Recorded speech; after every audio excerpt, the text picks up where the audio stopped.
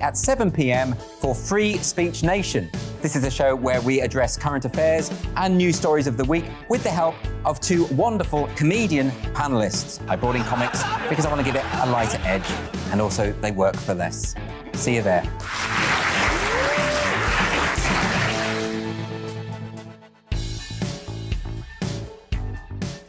Hi there, it's Stephen and Anne. At breakfast from 6 a.m, you'll always be caught up with everything you need to know, the latest headlines, opinions and debates. We'll bring you the good news and the bad, but most of all, we're here for you. Remember, send in your views and let us know what you would like us to talk about. That's because we're your news channel. And every morning at 6 a.m, it's breakfast on GB News. I'm Dan Wootton. Join me Monday to Thursday from 9 to 11 for the feistiest and most fun news debate on TV, where free speech reigns. I'll bring you a sharp take on the day's biggest stories, bombshell newsmaker interviews, and A-list guests. And I guarantee you, no spin, no bias, no censorship, and no reason to go to bed. That's Dan Wootton Tonight, Monday to Thursdays from 9 on GB News.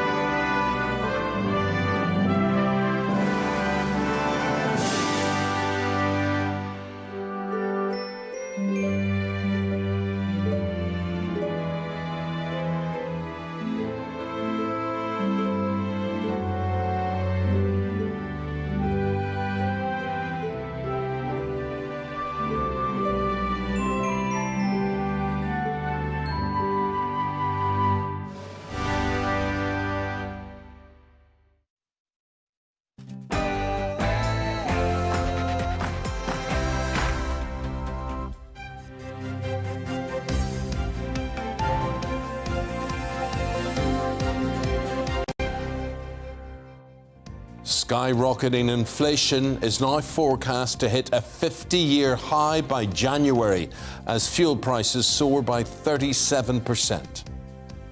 Good morning, it's 6 o'clock on Tuesday the 23rd of August. This is Breakfast on GB News with Eamonn Holmes and Ellie Costello. Here's what's leading the news this morning. New forecasts predict that inflation could hit 18% in January, with the Bank of England predicted to raise interest rates by as much as 5% to tackle the crisis. A 9-year-old girl has died after being shot dead in Liverpool.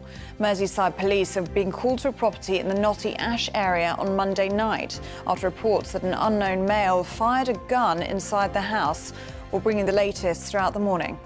Also today, the Justice Secretary Dominic Raab has accused barristers of holding justice to ransom after members of the Criminal Bar Association voted for an uninterrupted strike that will begin on September the 5th. And as a record number of Channel migrants crossed into the UK yesterday in small boats, we'll bring you details on the ongoing problem of migrants being smuggled into the country in the backs of lorries.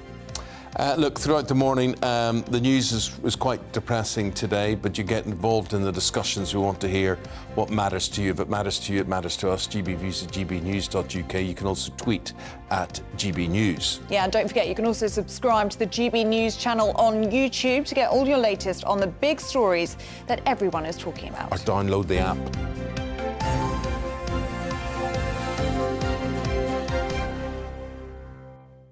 OK, so new forecasts have revealed that inflation could hit 18% by January next year. Warnings that the Bank of England could be forced to raise interest rates from 1.75 to 7%.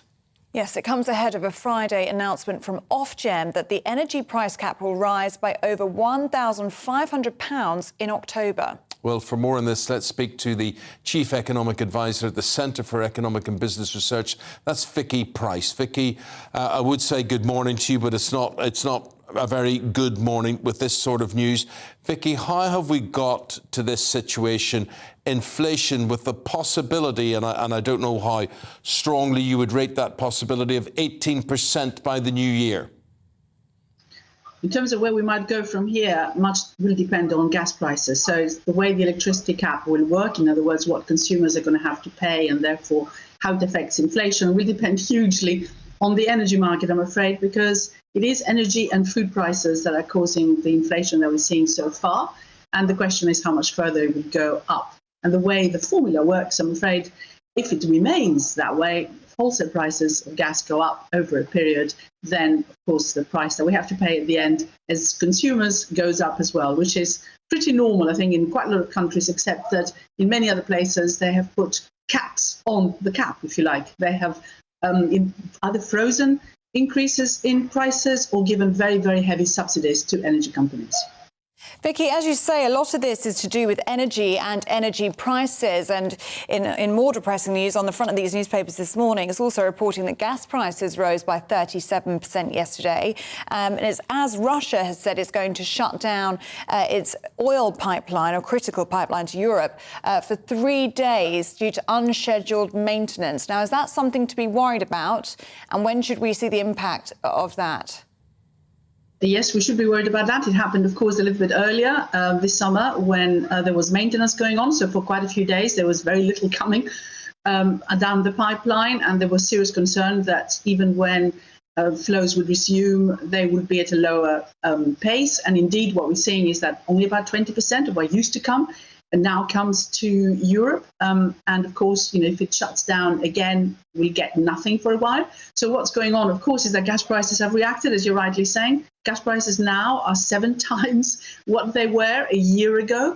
And of course, they're affecting the UK particularly because we also don't have any gas storage. We gave up on gas storage back in 2017. The Europeans are trying desperately to improve their own gas storage sizes, if you like, in the sense of putting a lot more gas, including some of our gas, into their storage facilities. We will be left with almost nothing in the winter because we don't have that facility. And in fact, at present, we have been exporting some of the gas we haven't been able to use because, after all, it's summer and we're not consuming as much. So, yes, it is a serious problem. If that continues in terms of the pipeline, then gas prices in Europe will also shoot up even higher. And there is concern now that what Europe will do in the winter is rationing.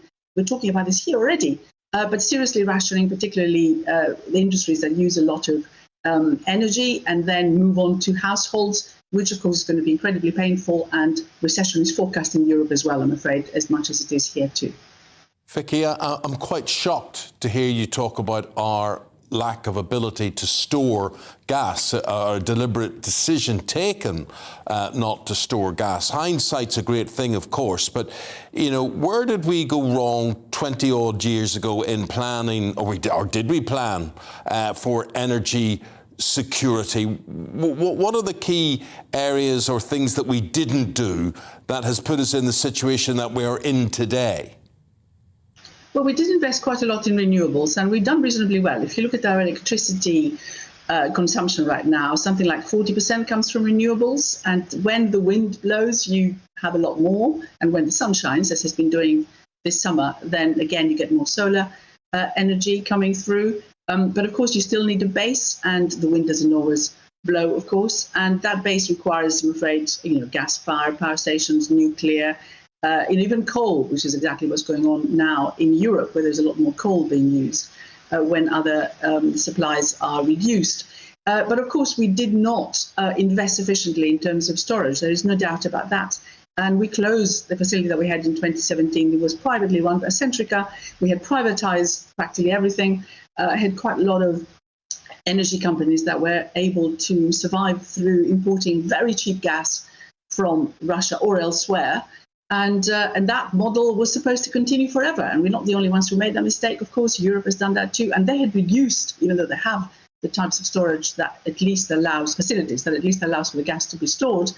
They had also kept it very, very low because it costs. It actually does cost quite a lot to keep those facilities when, in fact, gas prices are so low that there is absolutely no point in doing so. But all that's been shattered because of the war in Ukraine, and we have to rethink very, very seriously. Even Norway, where we get quite a lot of our gas, is having some difficulties, and we also get lots of other type of electricity from them, hydropower. It hasn't been raining very much, so even that's reduced. So we are exposed still, I'm afraid, to fossil fuels and their prices going up and down right now, which we haven't been able to control.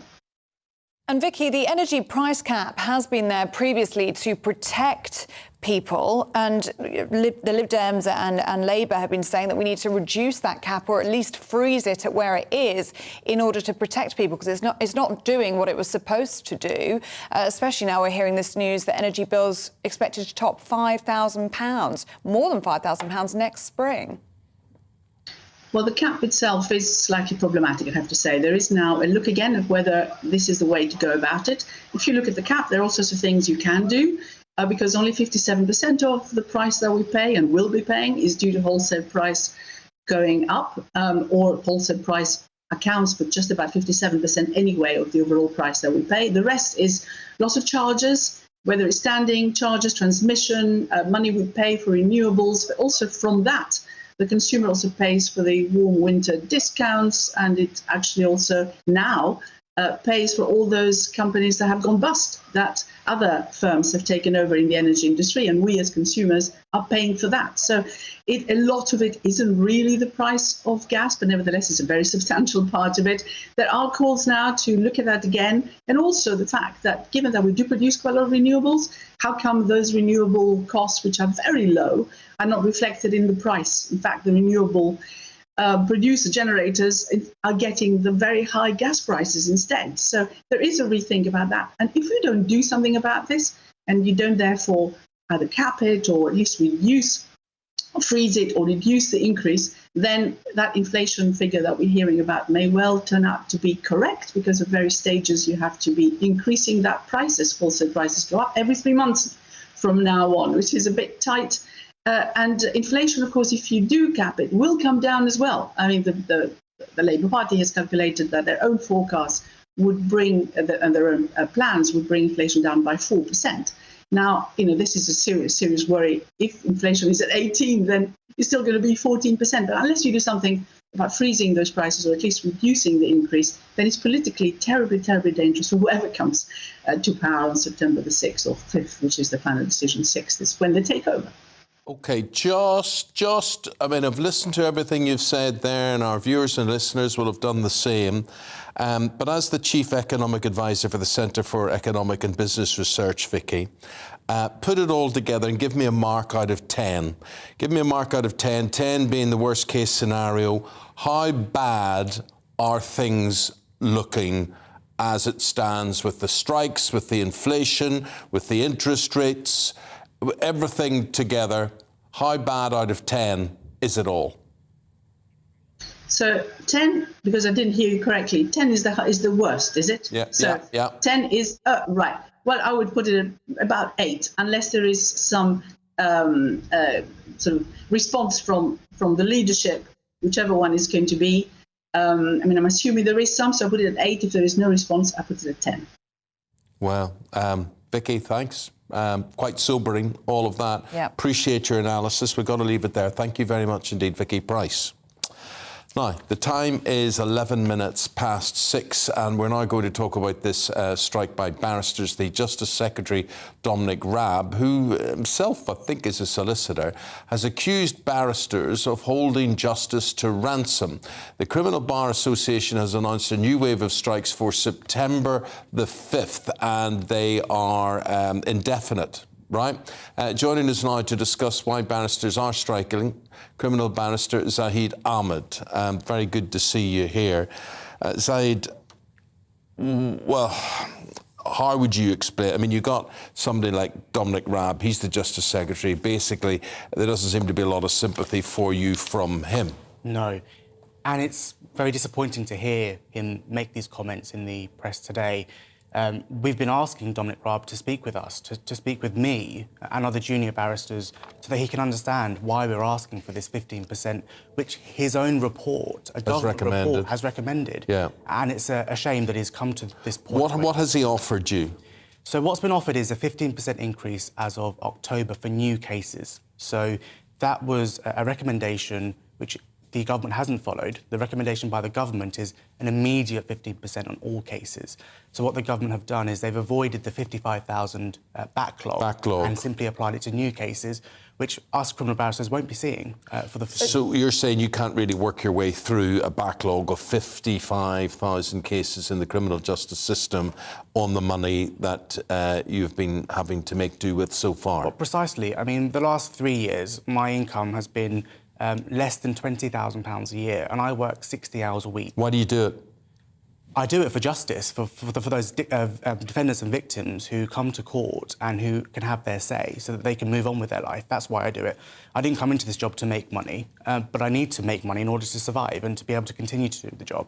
And it's a shame that the Justice Secretary can't recognise that. There is this misconception, isn't there, that criminal barristers earn a lot of money. So do take us through your experience as a junior barrister, because the hours are long for you, aren't they? And I didn't realise you had to pay for your own expenses, so all the travel to courts up and down the country. Yes. But criminal barristers do not make loads of money, and that's a myth.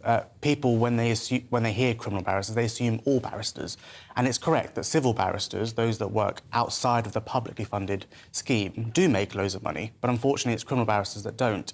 They are paid for by the government because most people can't afford to pay for a lawyer when they've just been arrested and they're taken to court. Well, it sounds as if the government can't afford to pay for a lawyer either. Well, precisely. So the reality is that we work in excess of 60 hours a week, every week, including holidays. And for that, for the last 3 years, as I said, I've earned less than £20,000 a year. A criminal barrister who's been in practice for roughly 15 years, the average income is £47,000. That works out to be about £13 an hour. It's not what it seems to be. So the job that you do is the sort of job we see in courtroom dramas on TV, really. Yes. If we're going to see a court case on TV with some sort of drama, it's more likely to be people who do your work. Correct. Criminal barristers are professional advocates. We are specialists in advocating for people. And you do see it on TV, in TV shows that have come across previously. But the truth is that we do this job because we want to deliver justice, whether that's prosecuting somebody who's committed a serious offence, or whether that's defending somebody who is innocent. I mean, the last few cases I've done 4 cases now in the last 6 months as a result of the strike, and they've all been found not guilty at trial. So it's a myth to say that this is only for victims. It's for defendants too, those that haven't done what they are alleged to have done. I wanted to bring you comments from the Victims Commissioner for England and Wales. She's saying this morning, on the basis of what you're saying there, she's worried that more victims are going to drop out of cases due to a court backlog. She says people's lives can't be on hold. You know, in rape cases and things like that, they're simply just going to pull out. They don't want to wait any longer. She's also worried that more defendants who are guilty end up walking the streets because you can't hold people in custody endlessly whilst we have this huge backlog of cases. What would you say to those concerns? Well, I appreciate those concerns. My experience is I've seen it, people walking away from justice. I had a case recently, and in the court next door, there was no prosecutor for a trial that was very, very minor. Yeah. And what I mean by that is it's an offence that anybody could have dealt with, and they didn't have a prosecutor, so that case got put off for another 6 months. For a case, it was a threat made in public. It wasn't a serious offence. So that's another example of not just the victim not getting justice, but also the defendant having to wait another 6 months on top of the conditions that he's had to wait for. So there's so many complicated aspects to all of this. Someone like the Justice Secretary, Dominic Raab, they will all be very keen to make political statements and talk about what they're going to do. They cannot implement that if they haven't got barristers and solicitors in the criminal justice system to do that. Precisely. So it's all hot air, really. It is, and I think people need to understand this isn't all about pay. It's about keeping people. The issue that we are having, and the reason why we have decided to walk out, essentially, is that the fees that we are paid has resulted in people leaving the profession. In fact, 40% of junior barristers left last year. And what does that mean? That means further delays, because it means there aren't enough barristers to prosecute or defend those cases, which adds on to the backlog. And I think Dominic Raab needs to address this, because it's a serious condition where there are not enough people to do the cases that are currently going through. But listen, you know, your profession is legal. If you went to dentistry, if you went to medicine with doctors and things, they would be telling you the same story. The same, that, you know, the public sector just doesn't seem to put its money where its mouth is on all of this. Exactly, and as criminal barristers, we haven't had a change in our fees since 2006. Right. It's been that long. How long can you afford to strike for? Well, the strike is indefinite. So we have balloted our members, and 80% of them said that they will strike indefinitely. From September the 5th? That's correct, yes. You're out and you will, no sign of going back unless you get a... No sign of... And you're looking for exactly what? 15% on all the backlog cases as well? Exactly. We're not asking for much. And in fact, it will cost less for the government to implement those changes, what we're asking for, than to let the court sit and not do anything. That's the reality, is that it would cost them more efficiently to give us what we're asking for, which is what its own report said was necessary. Syed Ahmed is a criminal barrister. He's going on strike in September. What do you think? What's your views on that? Let us know today. Join in the conversation. Thank you very much indeed to you. Thank you. Are you for or against all of that? 18 minutes past the hour. OK, let's bring you up to date with what's going on today. Police in Liverpool are investigating the murder of a 9-year-old girl who was fatally shot in the city. Officers attended a house on Kingsheath Avenue in Notting Ash last night after reports that a man fired a gun inside. The child was shot in the chest and taken to hospital in a critical condition, where she later died. 2 others, a man and a woman, are in hospital with gunshot injuries. Liz Truss says she will put the West Midlands at the heart of our economic revival if she becomes Prime Minister. Ahead of the Conservative Party hustings in Birmingham, the Foreign Secretary revealed her plan to improve growth and opportunities. She's vowed to improve the private sector and to support businesses in the region. An assault charge against Wimbledon finalist Nick Kyrgios has been mentioned in court in Australia. The tennis player, who was accused of assaulting his former partner, wasn't present. The court has been adjourned until the 4th of October.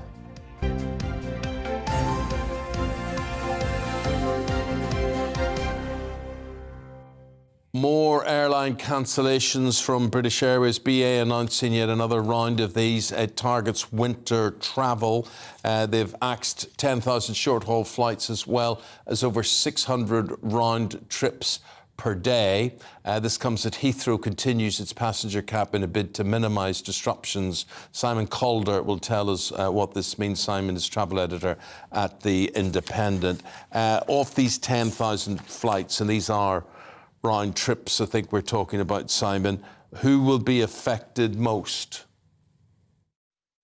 Right, this is a total of about 10,000 short-haul flights between late October and late March. And I can tell you exactly who's going to be affected most. It's going to be travellers from Belfast City, from Aberdeen, Inverness, Glasgow, Edinburgh, flying to London Heathrow to connect generally with British Airways flights or just reach the UK capital. I'm just having a look.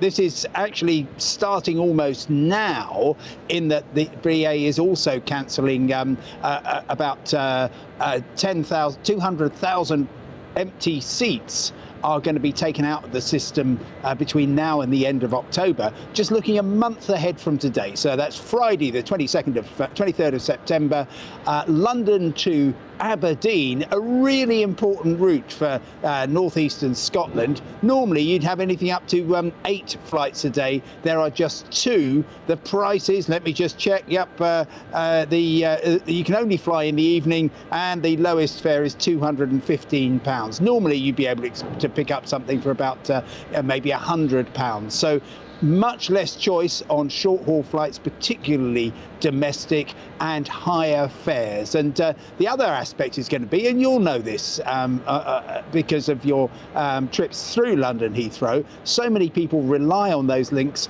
to connect with long-haul destinations, and you could find that actually you're sitting around at Heathrow for many, many hours as a result. So pretty bleak, actually.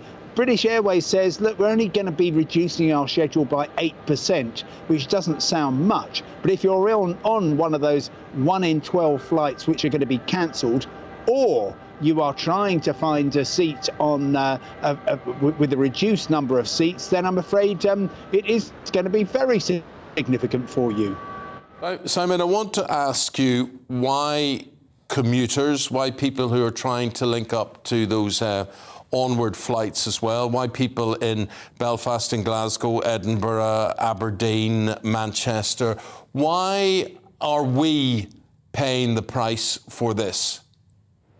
Well, very simply because British Airways knows that there are terrestrial alternatives, except obviously anybody who has travelled on the ship from Northern Ireland to Great Britain and then on by land from there will know that the terrestrial alternative isn't great. But it's simply a matter of where do we make the most money, and can we get all the passengers who want to transfer onto a reduced number of flights, it seems to me. And so every single time, and you notice this, when you have a bit of snow disruption or whatever, it's always the domestic flights that are first to go because they kind of think, OK, well, people can find alternatives. But when this happens, when we do get these cuts, the remaining flights become more expensive. And that actually benefits British Airways, but it also benefits EasyJet and Ryanair and the other airlines because, as the excellent Vicky Price, who we heard from at the top of the programme, will know, it's very simple, supply and demand. If demand is strong, supply is reduced, then there's only one way that prices are going to be going, and that's upwards.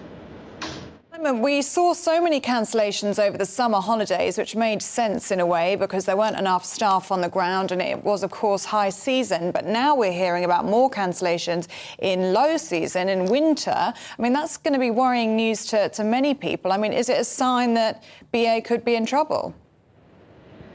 Really good question. I don't think that BA is anything like trouble. Yes, I mean, of course, we went into the COVID crisis with absolutely the best aviation industry in the world.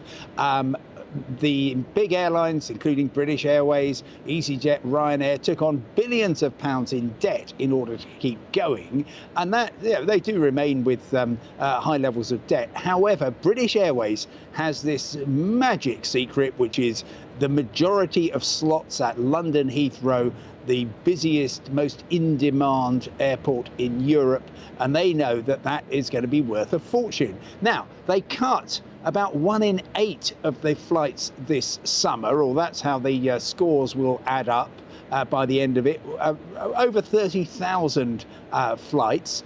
And they've been told, tell you what, you can keep all your slots. Normally, there's a use them or lose them rule. And I believe that they will probably get the same relaxation through the winter. So British Airways keeping its most valuable asset, those slots, at the same time as reducing capacity. So from BA's point of view, it's a bit of a sort of win-win. It's just unfortunate for the passengers who are going to be paying more and having less choice, which has been pretty much the story of the summer. Here's what I don't understand, Simon. Right, BA and Aer Lingus are owned by the same company. Aer Lingus don't seem to be cutting their flights to Ireland, and they will fly into Belfast City. They also fly out of Heathrow, albeit Terminal 2. What's the difference, my friend? Are you able to distinguish between the two of them for me? Of course. I mean, IAG, the holding company, also owns Vueling of Spain and Iberia of Spain. And I flew out to Italy, for example, on an Iberia aircraft. So they do shuffle them around. And certainly Aer Lingus, the Irish national carrier, will be expected to be doing some of the lifting. So certainly on links from Belfast City, from Dublin, they BA cancellations will be partly made because they think, OK, well, Aer Lingus can fly Eamonn across, so that will be all right. But Aer Lingus running a pretty good operation this summer, it has to be said. Some people will say they'll bring up Brexit. I'm not going to. But certainly I flew, for example, to the US with Aer Lingus from Dublin. Incredibly busy, but working very, very well. And again, making a fortune after a couple of years of absolute misery. They're running a pretty good operation. All of these airlines are part of the same group. They do cooperate, but they're run very much as independent airlines, and Aer Lingus going its own way and doing so pretty successfully. Thanks, Simon. Appreciate that. Thank you. More bad news there. Thank you very much indeed for travel.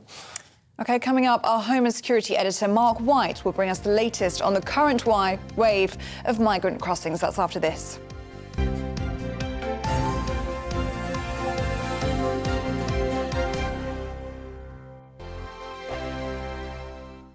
Join my show Farage, 7 p.m. till 8 p.m. Monday through Thursday. And there you will get opinion, analysis, debate, and I'll cover stories that nobody else dares to touch. You've been cancelled. Join the club. Oh my goodness me. And then for the last 15 minutes, talking pints. We're over a drink. We have a civilised conversation with someone. We very often disagree, but we do it in a grown-up way. Come and join me on Farage.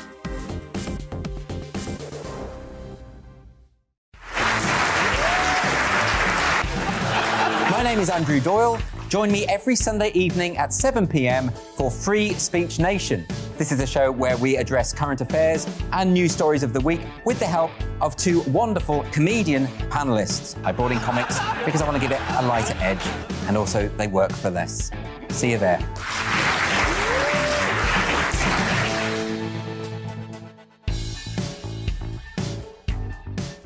Hi there, it's Stephen and Anne.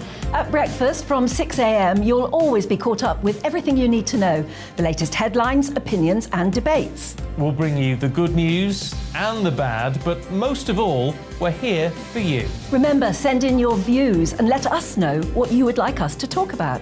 That's because we're your news channel.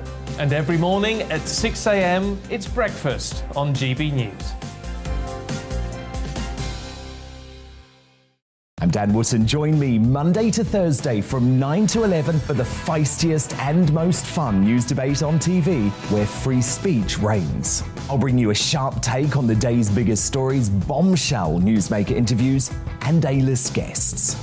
And I guarantee you, no spin, no bias, no censorship, and no reason to go to bed. That's Dan Wootton Tonight, Monday to Thursdays from 9 on GB News.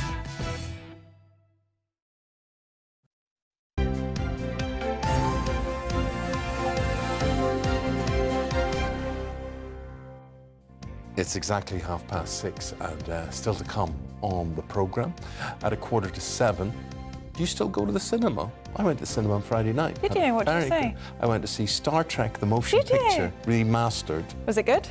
I thoroughly enjoyed it. I did bring my son with me. I'm not sure he found the experience as much as I did, but it's a 40-year-old film. And I thoroughly enjoyed it, but I did enjoy the cinema experience, as I always do. Yeah. But Cineworld, the cinema chain, says it's considering bankruptcy because not enough people are going. They're not making enough money out of all of this.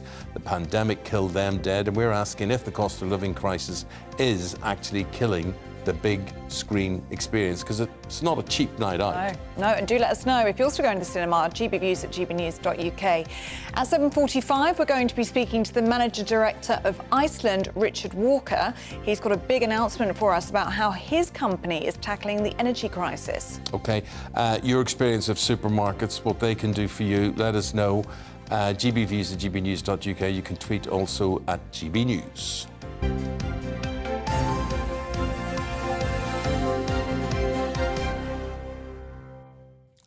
Now, the record for the number of Channel migrants crossing in a single day this year has been smashed, as more than 1,000 were detected on small boats yesterday. GB News saw evidence that those trying to cross into the UK in the back of lorries continues to be a problem. Our Home and Security Editor Mark White will tell you more.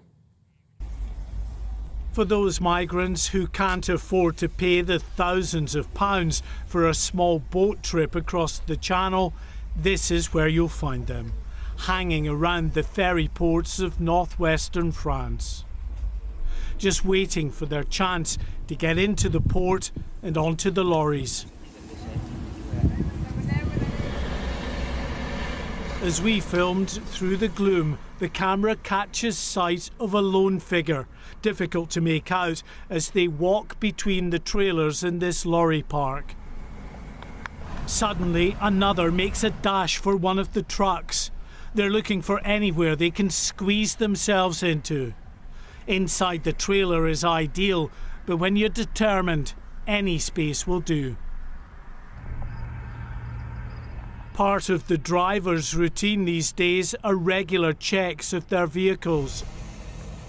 They face the risk of fines if anyone is found on board and they haven't gone through the proper checks.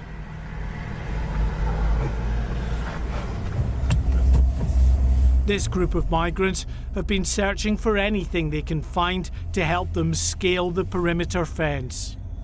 Having found this wooden pallet, they're heading for a secluded enough spot to jump over. The French police are everywhere, and these young men know it, sneaking between the trailers, hoping to avoid detection, within feet of the police patrols.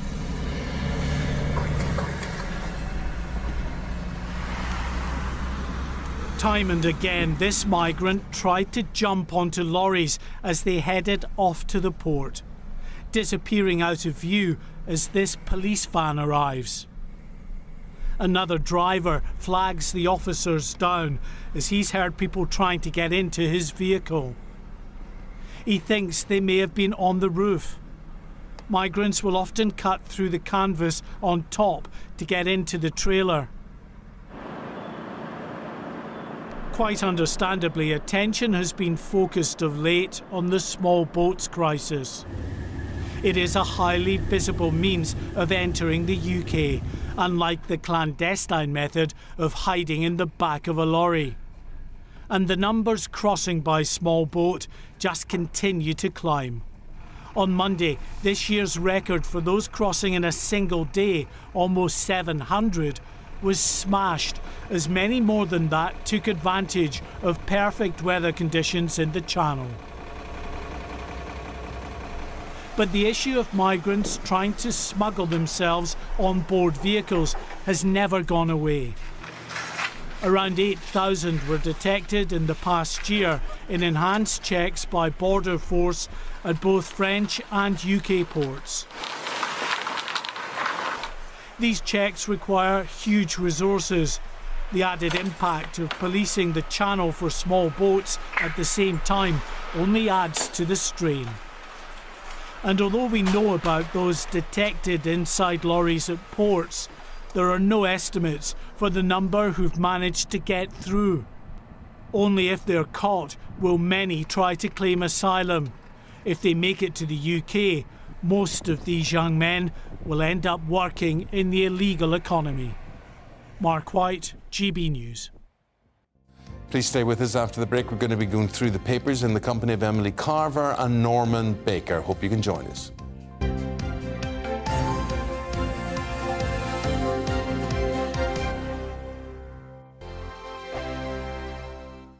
Join my show Farage, 7 p.m. till 8 p.m. Monday through Thursday. And there you will get opinion, analysis, debate, and I'll cover stories that nobody else dares to touch.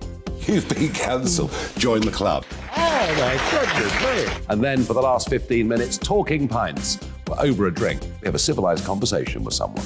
We very often disagree, but we do it in a grown-up way. Come and join me on Farage.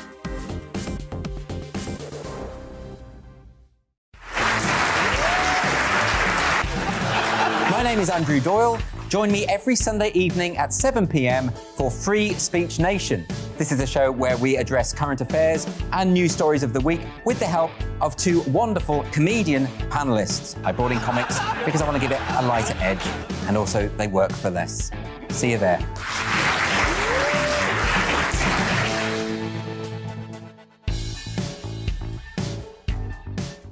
Hi there, it's Stephen and Anne. At breakfast from 6 a.m, you'll always be caught up with everything you need to know, the latest headlines, opinions and debates. We'll bring you the good news and the bad, but most of all, we're here for you. Remember, send in your views and let us know what you would like us to talk about. That's because we're your news channel. And every morning at 6 a.m, it's breakfast on GB News.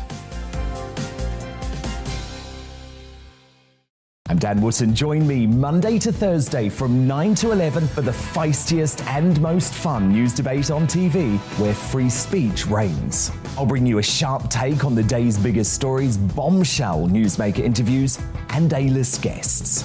And I guarantee you, no spin, no bias, no censorship, and no reason to go to bed. That's Dan Wootton tonight, Monday to Thursdays from 9 on GB News.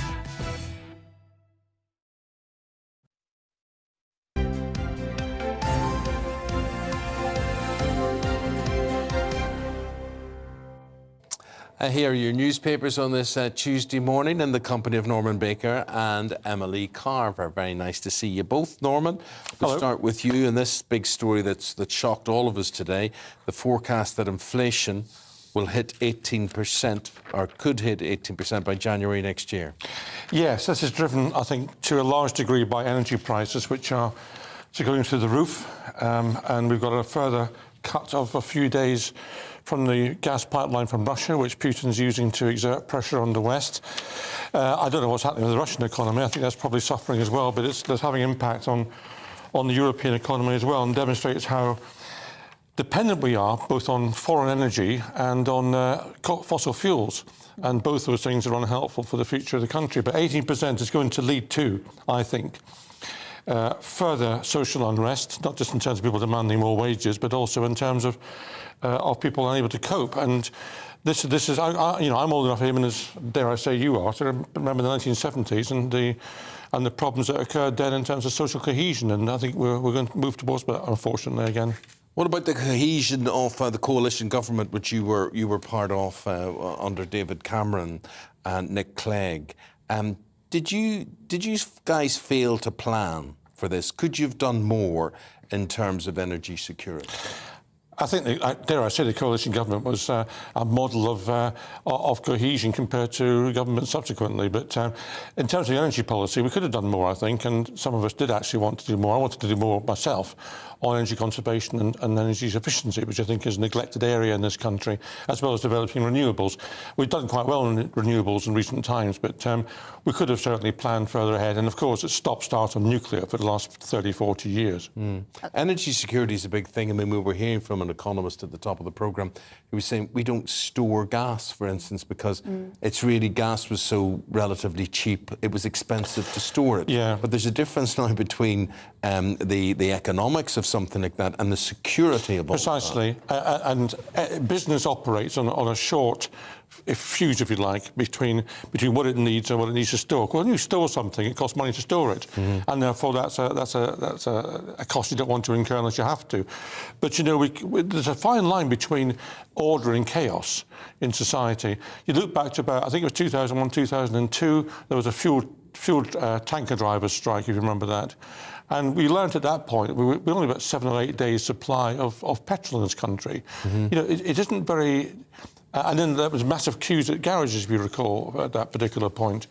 And that was just actually a handful of people who went on strike at that particular time. So you can have these situations where society is endangered largely because of the business model, which rightly, in terms of operationally, it doesn't store very much, but actually you needed that for security purposes. What do you think we've learned from all of this, Emily, in terms of securing our energy needs? Well, it's very difficult. The issue, of course, is gas supply, so we need to try and increase that. And we recently heard, I think it was yesterday, that Australia is now going to be delivering gas to us, and I don't believe they've done that before, or perhaps they have, but not for a very long time. What I was thinking about, and what might be interesting come the winter and when temperatures start to drop, is whether Europeans will be so tough on wanting to be so tough on Russia, whether there will still be support for sanctions. Because if the cost of living is biting so hard, our energy security is not there in Europe, will people be so comfortable with us sanctioning Russia if it means that energy prices are going up so high? Yeah, because I don't know. You'd think the more desperate Russia gets, the more likely we would see these maintenance issues where they're switching off the pipes, and potentially they could switch it off indefinitely. Well, they do need to pay for their war. That's. So they're just selling it to other regimes, aren't they? They're going east, which is very worrying. You know, they've just made a pipe, I think, between China and Russia. So they're very much, they've got their new allies, and, you know, they can forget the West. They're having to sell it very cheap. They're selling it below a price they would have charged Europe for it. So they're in that sense, they're making a loss. And of course, the trouble with dealing with Russia is they can just, as you say, they can switch the pipe on and off at any particular time. So they're not a reliable supplier. OK. Well, that story, front page of the Express, front page of the Times as well, about inflation predicted to hit 18% by January. Emily, we go to the front page of the Daily Mail. The Justice Secretary, Dominic Raab, he says justice is being held to ransom by the barristers' strike. Yet another headache for the government. Yes, the barristers, legal aid-funded barristers, are going to walk out on September the 5th. 80% of them have voted in favour of this. Raab is going in tough and saying that this will be disastrous for, obviously, victims of crime waiting for justice, that criminals could be free walking the streets, and that this is, you know, an unjustified move. However, having a look at their starting salaries, well, they're poverty wages. And a lot of these barristers simply won't be able to cover their rent and expenses. So I do have sympathy with them. However, they have been offered a 15% increase. But only on new cases. Yes, and that's the issue, because they've obviously got a massive backlog of cases. Backlog of cases, Yeah, and I do have sympathy. I just worry that there are so many demands on the public purse at the moment. What on earth is the new Prime Minister going to prioritise? Everybody wants more money. I know, and I think perhaps sympathy for the barristers may be more than it is for the rail workers, because we always hear how well paid the drivers are, for example. So, you know, any government has to deal with trade-offs, has to balance the books in one way or another, so I don't know who will take priority. I mean, this, as we were just hearing from a junior barrister, it has been coming for years, hasn't it? And it is this issue of trust between the criminal barristers and the ministers. They simply just don't trust that they will be paid what is required in that backlog. And I imagine a lot of these barristers, if you're earning £18,800, which apparently is the average when you start out, unless you have family to subsidise you, then you're going to, I don't know where you're going to live, in a bedsit if you're in London. There really isn't anywhere that you can really afford to live on that kind of money. You could say government needs to wise up in terms of the public purse, in terms of midwives or doctors or dentists, or all of which are losing massive amounts of staff from the profession, or in this case, barristers. I don't know if that's ever going to come about, but it just seems that work for the state does not seem to be worth it for so many people. Well, I mean, for some, in some parts of the country, working in the public sector is you get better remuneration than an equivalent private sector job. That's why the public sector often crowds out private sector jobs in some parts of the country. However, in London... Professions, I think, whether you're a dentist or a doctor... Yes, exactly. A doctor's going to earn more if they work privately, that's for sure. This strike that's taking place at Felixstowe, it's front page of The Sun today. It's not a good look. It's a picket line, and they're involved in a bit of a party here. It's a conga and singing. What do you think, Norman? Well, the link between the last headline that Emily gave us and this one is, of course, it's government or right-wing newspapers attacking unions for going on strike, as if it's all their fault. And you can argue as to whether individual pay claims are justified or not. But, you know, the reality is that we have got huge pressure on wages. It's very easy to pick up this picture on the front page of The Sun showing people congaing. You know, I'm sure that was, a 2-minute diversion from what they were doing on the picket line. And it's not representative of what they were actually standing for. Now, whether they deserve a pay rise in terms of the amount they're asking for is not a matter. But, the Sun editorial calls these people left-wing loafers. I don't personally think the people who work in docks and handle a lot of cargo are necessarily loafers. But I think some of the loafers might be found in the editorial section of the Sun.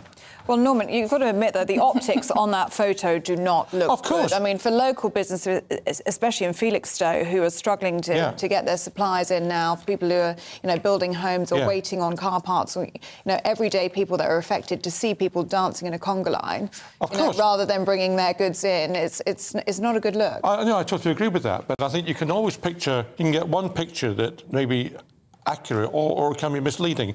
One of the famous pictures from 10 years ago is Ed Miliband eating a bacon sandwich, and that actually did a whole lot of damage to his image because people thought he couldn't eat a bacon sandwich properly. Actually, that was very unfair on him because no doubt 99% of the things he was eating was perfectly all right, but the picture captured something which some people extrapolated to suggest that was the norm. And that's what's happening here, I think. Of course, this is not a good look, but it doesn't mean that we're doing that all day. And it doesn't actually address the issue as to whether or not the action they're taking is justified or not. But let's face it, we've got action from the dockers, we've got action from the barristers, we've got health workers, we've got rail workers, we've got the post office coming, or the Royal Mail going on strike. People have to ask themselves, are all these unions trying to destroy the country, as the Sun editorial suggests, or are they actually worried about their wage packets? Well, I worry that if inflation does hit 18%, there is no way that wages are going to be able to keep up with that in the public sector. So even if they did raise wages at this point with inflation, what are they going to do? Are there going to be demands for them for it to go up yet again? It's just so difficult. I think the government is right to take a strong stance with some of the unions, because if you look at the RMT, Mick Lynch is very militant. He accuses the government of being militant, but he himself very much is so. And I do think there are some unionists who are using this as an opportunity to, a hope of bringing down the Tory government. But having said that, of course, if your wages are going up by 2-3%, and inflation is rising at a rate of knots, then obviously you're not going to be happy. Thanks for your comments on all of this. You're involved in the whole conversation. Gerald saying the government states its intention of levelling up the country. They're certainly succeeding, as they're levelling up the majority of people in the wrong direction. They're levelling them up to be much poorer unless you're a politician or chairman of an energy company. Or a water company. Yeah, very true. Graham says, I hope Liz Truss gets Vicky Pryce as an advisor. She was the economist we spoke to at the start of the programme. She talks so much sense. I'd feel more confident if she was involved. And Susan says, I'm so old. I remember before natural gas, towns all over Britain had gasometers which stored gas produced from coal or coke. They were also able to rise and lower as the supply increased or decreased. We were self-sufficient. We should have still retained our ability to store natural gas that we were producing. Guys, thank you very much indeed. Norman and Emily will be back in 40 minutes' time. We're going to the cinema now. Cineworld is saying it's considering filing for bankruptcy in America after struggling with $5 billion worth of debt. Yeah, the cinema chain, which employs 28,000 people worldwide, promises its cinemas will remain open for business and there will be no major impact on jobs. Patrick Siofsky is the editor of Celluloid Junkie, and he's here to tell us more. Patrick, how bad is it at the cinema? Good morning. Good morning. It's actually been quite good at the cinema. We've had huge blockbusters like the latest Spider-Man, which took over $1.5 billion worldwide, and we have the Bond film as well and Minions. However, Cineworld has been spending too much money buying too many cinemas around the world. And now that there is a 2-month window of very few big blockbusters, it means that they're just not getting the revenue in to pay off the loans that they accumulated earlier. So this is more a hangover from COVID that we're seeing now rather than cost of living? It is definitely a hangover from COVID. Obviously, cinemas had to shut for a long time during COVID, and that increased their costs. But even before that, Cineworld had been spending money buying Regal Cinemas in the US, and they agreed to buy Cineplex in Canada, the biggest cinema chain there. Then they pulled out of that deal during COVID, and they got fined. They got taken to the court for breach of contract, and a Canadian judge has ordered them to pay 1.2 billion Canadian dollars. That's $1 billion US dollars, about over 850 million pounds. And they can't afford that. And this is why they're now going into Chapter 11 bankruptcy protection in the US, which means they can keep operating, they can keep popping popcorn, selling tickets, and customers won't notice what's happening. But it means that they will have to restructure the debts, and probably the ownership will change. So Cineworld is just the latest in a saga of all big cinemas that are seeing their ownership change as a result of the pandemic and the fallout from COVID. But Patrick, ever since the invention of television, the prediction has always been the end of the cinema theatre. And it was particularly bad in the 70s, and then multiplexes came in the 80s or so and turned all that around. But again, you know, people at home, they can have their own home cinema now. They can have their own projectors and screens and lovely sound systems and whatever. Is there any indication that we are falling out of love with going to a movie theatre? Cinema attendance is down. There's no doubt about it. It's down about 25-30% compared to 2019. But 2019 was a record year, and we still haven't seen the biggest films come out yet. We've got Avatar 2 coming out by the end of the year. We've got the next Mission Impossible coming out next year. So people haven't fallen out of love. It's just there's a shortage of blockbusters at the moment. So yes, we had Top Gun. Yes, we had Jurassic World. But right now we're in a quiet 2 months of no major hits coming out. And it's easy to think that that's the end of cinema going, but just like people are going back to restaurants, back into pubs, they are going back to cinema when the big films are there. So they may be cutting back on it a little because of the cost of living crisis, but if you have a really big blockbuster like Top Gun Maverick, people will go out and see it. Patrick, I went to the cinema on Friday night, and I went to see a 40-year-old film, Star Trek, the motion picture, the first of the Star Trek films as well. And it held up quite well. I thought it held up quite well. The special effects, you know, obviously were 40 years out of date or whatever, but it held up quite well. But what I did enjoy, I just did enjoy, A, the company that I was in, and B, just the experience. The seat was better than I would have at home, and obviously the refreshments available were better, and the acoustics and the screen would be much better than I could have. Are you a cinema fan, Ellie? Totally, yeah. The last film I saw was Elvis, which is the latest Baz Luhrmann, and it was genius, absolute genius, and I agree with you. It's the cinema experience. But it is this cost of living crisis. Do you think that people will see cinema as a luxury that they simply can't afford? I mean, a ticket now just for a Cineplex or something like that is about £7 or £8 a person. It adds up for a family, doesn't it? It is, it's an affordable treat. It's something you do every once in a while, especially when there's a film you want to see. If you want to treat your children or your grandchildren, you take them to the cinema. And anyone, you hit the nail on its head. It's a social experience. It's not the only way of consuming films anymore, because we can watch them on our mobile phone. We can watch them on our big flat screen TV at home. But it's a social experience, and millions has been invested in improving standards in terms of more comfortable seating, in terms of being able to have a glass of wine, hot food, in terms of big IMAX screens, in terms of immersive sound, in terms of motion seats. So the cinema experience keeps evolving, and that's what's kept it going for 125 years now. So when people watched Star Trek 40 years ago, it was a very, very different experience to what it is today.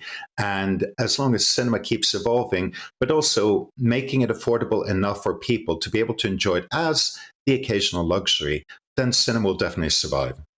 Thank you. Very good to hear from you, Patrick. Really appreciate that. Patrick is the editor of Celluloid Junkie. Thank you for talking to us this morning live from Berlin. After the break, we'll have more on the spiralling rate of inflation, and we'll be finding out how Edinburgh is faring after its bin men went on strike. First, here's your forecast. Good morning, Alex Deacon here with your latest weather update from the Met Office. A mixed picture again today. Sunny spells for some, the odd shower here and there, particularly in the west, and quite a warm, humid feel once more. This wiggling, waving weather front approaching the southwest, that's going to be the main focus for some heavier rain over the next couple of days. But there's some uncertainty about the exact position of it, certainly turning things quite misty and murky across the southwest through the day today. A few showers scattered across Wales and this morning across western Scotland. They'll work from west to east. Much of eastern England will stay dry, as will much of Northern Ireland. Just one or two scattered showers here. Quite a warm and humid feel wherever you are, but particularly across East Anglia and the southeast with some sunshine, while temperatures getting into the high 20s potentially. And overall, temperatures a little bit higher than they were yesterday. Through this evening, we could well see a bit more of that rain for South Wales, pushing into the Midlands, and then further pulses of heavy rain, some brighter colours there working into Wales, and then later into the night across parts of northern England, maybe as far north as southern Scotland. Quite a warm and humid night once more, temperatures not dropping too far, many towns and cities staying in the high teens, so that humid, sticky feel persisting into Wednesday. Some uncertainty about the position of this rain on Wednesday, that weather front I talked about earlier. It could bring quite a wet day over parts of northwest England, north and west Wales, maybe along the south coast too. But either side of that should be largely dry. Sunny spells for Scotland, Northern Ireland, just a few showers and quite a fresh feel here as the winds start to pick up in the far northwest. Mostly dry and fine across central and eastern parts of England, and could be hot. Temperatures knocking on the door of 30 Celsius if we see some sunshine. That weather front still wriggling around as we head into Thursday before clearing away and high pressure moving in, bringing drier weather for many of us into the weekend.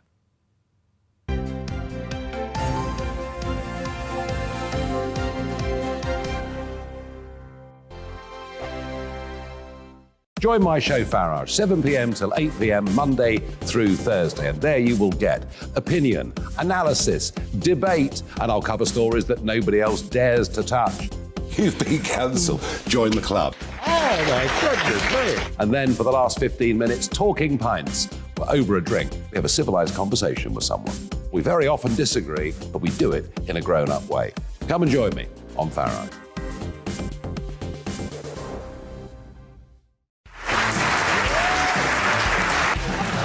My name is Andrew Doyle. Join me every Sunday evening at 7 p.m. for Free Speech Nation.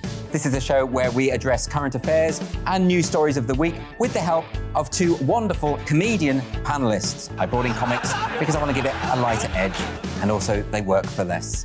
See you there.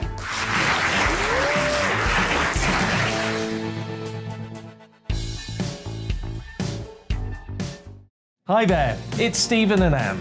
At breakfast from 6 a.m, you'll always be caught up with everything you need to know, the latest headlines, opinions and debates. We'll bring you the good news and the bad, but most of all, we're here for you. Remember, send in your views and let us know what you would like us to talk about. That's because we're your news channel. And every morning at 6 a.m, it's breakfast on GB News. I'm Dan Wootton. Join me Monday to Thursday from 9 to 11 for the feistiest and most fun news debate on TV, where free speech reigns. I'll bring you a sharp take on the day's biggest stories, bombshell newsmaker interviews, and A-list guests. And I guarantee you, no spin, no bias, no censorship, and no reason to go to bed. That's Dan Wootton Tonight, Monday to Thursdays from 9 on GB News.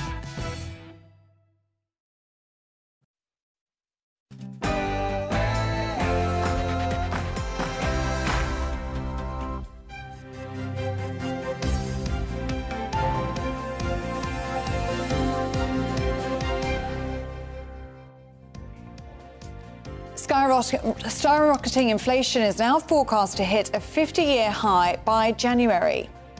Hello there, very good morning to you. 7 o'clock is the time. It's Tuesday, the 23rd of August. Thank you for your company. You're tuned in to Breakfast on GB News with Eamonn Holmes and Ellie Costello. Here's what's leading the news this morning. New forecasts predict that inflation could hit 18% in January, with the Bank of England predicted to raise interest rates by as much as 5% to tackle the crisis. A 9-year-old girl has died after being shot dead in Liverpool. Merseyside police were called to a property in the Notty Ash area last night after reports of an unknown male firing a gun inside the house. The latest coming your way very shortly. Also today, the Justice Secretary Dominic Raab has accused barristers of holding justice to ransom after members of the Criminal Bar Association voted for an uninterrupted strike that will begin on September the 5th. And as a record number of Channel migrants crossed into the UK yesterday, we will bring you details of the ongoing problem of migrants being smuggled into the country in the backs of lorries. And remember, you can join in on any of our discussions this morning by emailing gbviews@gbnews.uk, or you can tweet us at gbnews. You can also subscribe to the GB News channel on YouTube or download our app to get all the latest on the big stories that everyone is talking about. And you're talking about energy costs, and we are very shortly going to get into this whole situation of inflation forecast to hit 18%. Ethan says the government have to reduce all unnecessary costs from energy bills, including VAT and the Green Levy. Ofgem has massively underestimated customers' current level of debt, but customers planning things like the hashtag Don't Pay UK also need to remember it's the energy generators making the obscene profits and not the energy suppliers. OK, keep the views coming in. We'd love to hear from you, be part of that conversation. So, the headlines in the front of the papers today, and this will be a shocker to you, is that inflation could hit 18% by January next year. Warnings that the Bank of England could be forced to raise interest rates from 1.75% to as high as 7%. Now, this comes ahead of a Friday announcement from Ofgem that the energy price cap will rise by over £1,500 in October. It is all very depressing. Well, here to help explain this all to us is Andrew Sachs, the Senior Executive at the People's SCE. He joins us now in the studio. Good morning to you, Andrew. So let's start with that very depressing statistic this morning from Citibank saying that inflation is going to hit 18%.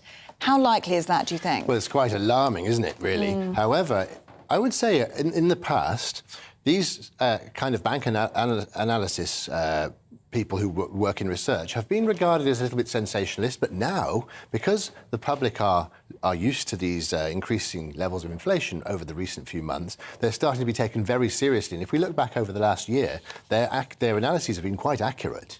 So it is it's entirely possible. However, there is the word could hit 18%. Nobody's actually said it's going to, but it is at the moment at a 40-year high in many Western countries, not just the UK. So, and there doesn't seem to be any way that the quantitative easing policies have stopped this happening. So it is entirely possible that it might rise. But of course, the most interesting thing, I think the thing we should all be looking at here and finding a solution to, is the potential interest rate rises that would ensue. Because going from 1.7% interest right now, which is still reasonably low, actually, compared to 1991 when it was 15%, but if it goes to 7.5% in today's climate, that is more likely to have a serious implications on the traditional economy, I would say. In what ways, Andrew? Well, if you have most Western markets, the domestic economies are based on mortgage borrowing and personal debt and business debt. So you have serviceable loans and serviceable finance and lines of credit granted to businesses and individuals, which are then repaid by monthly revenues. So if they go to a point where a company cannot pass on its extra cost to its customer and the cost of borrowing rises, then it becomes even more difficult than it already is. And there's already a situation where cash is very tight for many people across the country. OK, and that could mean companies going out of business. It could mean redundancies, unemployment. That's right. So I think the interesting thing here is that the traditional economy, the centrally planned economy of central banks and traditional companies that are centralised, is what's being looked at. But it's really, there are alternatives nowadays. We live in a technological age. So perhaps the old economy, if we want to call it that, which is the centralised economy, is now showing its legacy position where it's maybe time to look towards other alternatives and spreading risk. So, for example, lending, if interest rate goes up to 7.5%, then it's going to be very difficult for people to service their existing commitments, including companies and including private individuals. So maybe we should be moving away from a debt-based economy and more into something like an exchange-based economy where you tokenize something and exchange it for something else, and therefore reducing the need to be in any form of personal or commercial debt. And in terms of energy bills and the pounds in people's pockets, I mean, it's expected to top around £5,300 in April of next year. Now, at the moment, we've got that price cap, which is what that is in April next year. Now, is that even enough at this point? It's not doing what it's supposed to be doing, which is protecting people. That's right.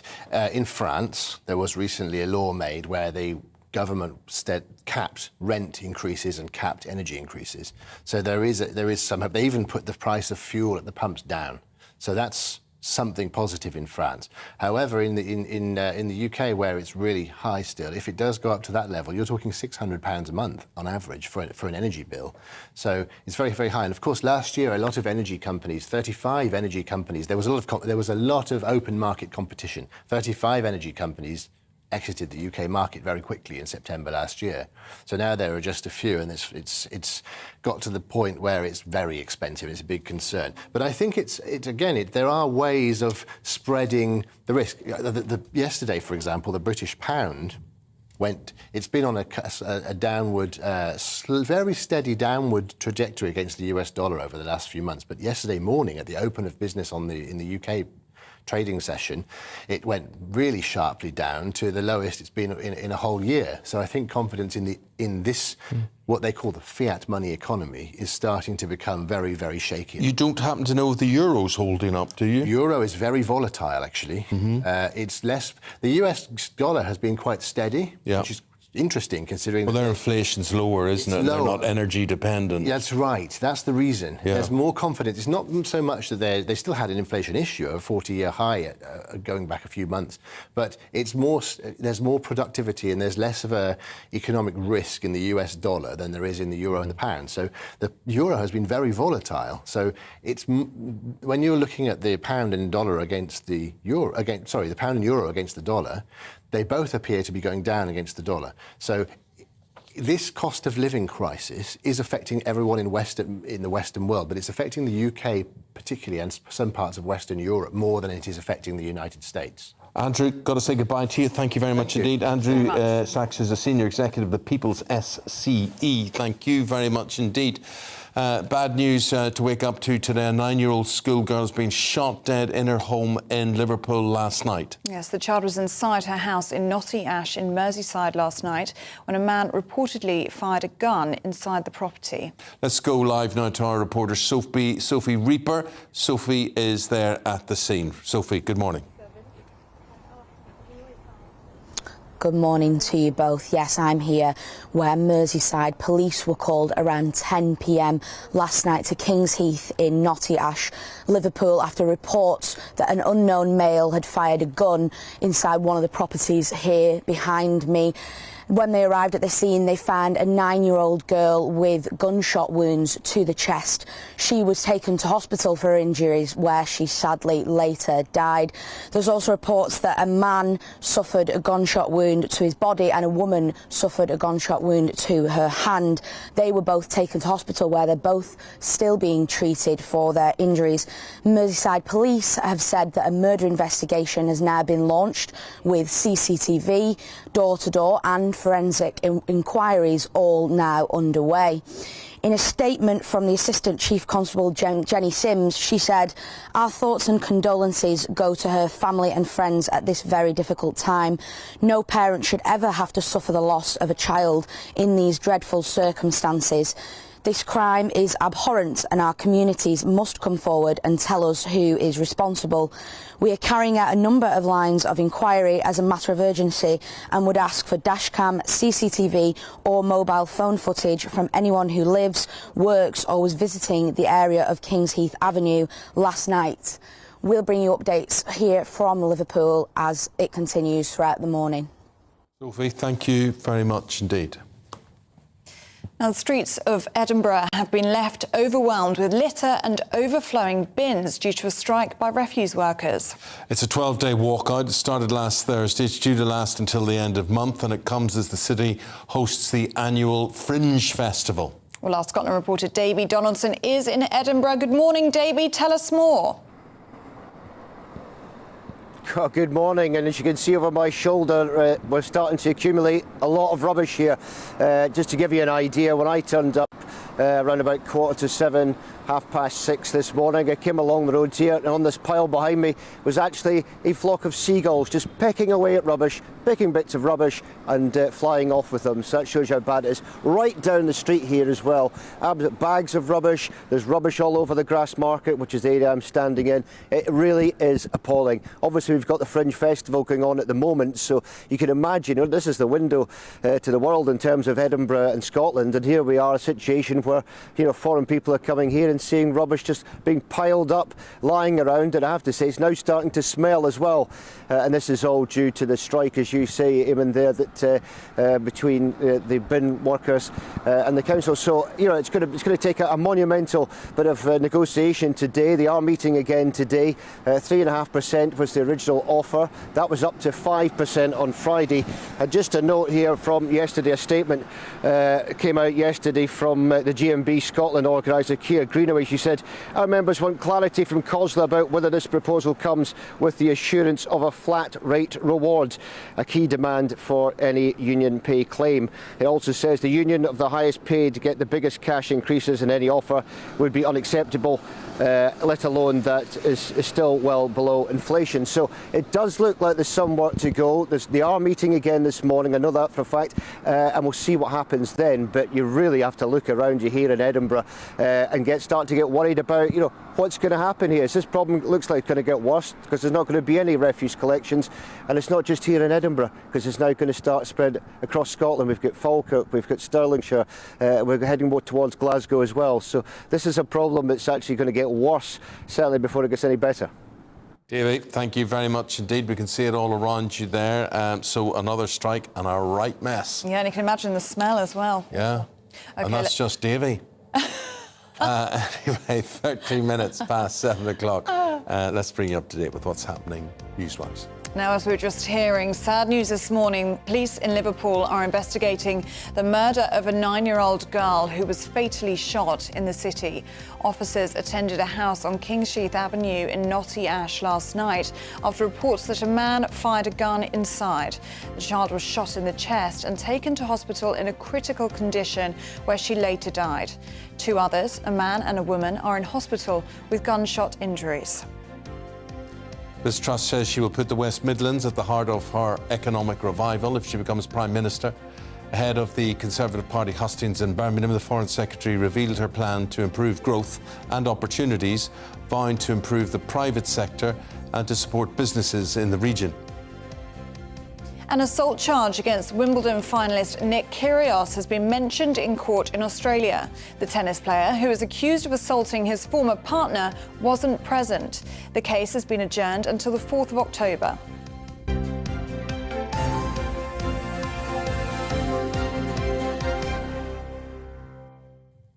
Now, we've got some graphic images now concerning the record for the number of Channel migrants crossing the Channel in a single day. It has been broken as more than 1,000 were detected on small boats yesterday. But this comes as GB News saw evidence that those trying to cross into the country in the back of lorries continues to be an ongoing problem. Our Home and Security editor Mark White reports. For those migrants who can't afford to pay the thousands of pounds for a small boat trip across the Channel, this is where you'll find them, hanging around the ferry ports of northwestern France, just waiting for their chance to get into the port and onto the lorries. As we filmed through the gloom, the camera catches sight of a lone figure, difficult to make out as they walk between the trailers in this lorry park.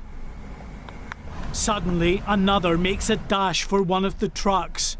They're looking for anywhere they can squeeze themselves into. Inside the trailer is ideal, but when you're determined, any space will do. Part of the driver's routine these days are regular checks of their vehicles. They face the risk of fines if anyone is found on board and they haven't gone through the proper checks.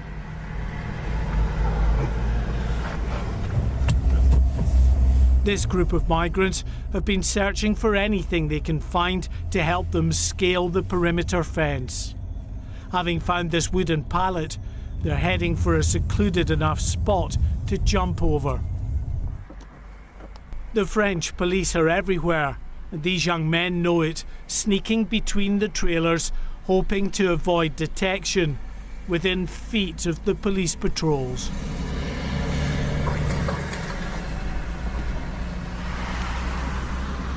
Time and again, this migrant tried to jump onto lorries as they headed off to the port, disappearing out of view as this police van arrives.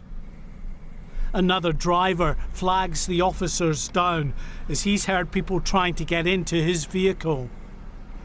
He thinks they may have been on the roof. Migrants will often cut through the canvas on top to get into the trailer. Quite understandably, attention has been focused of late on the small boats crisis.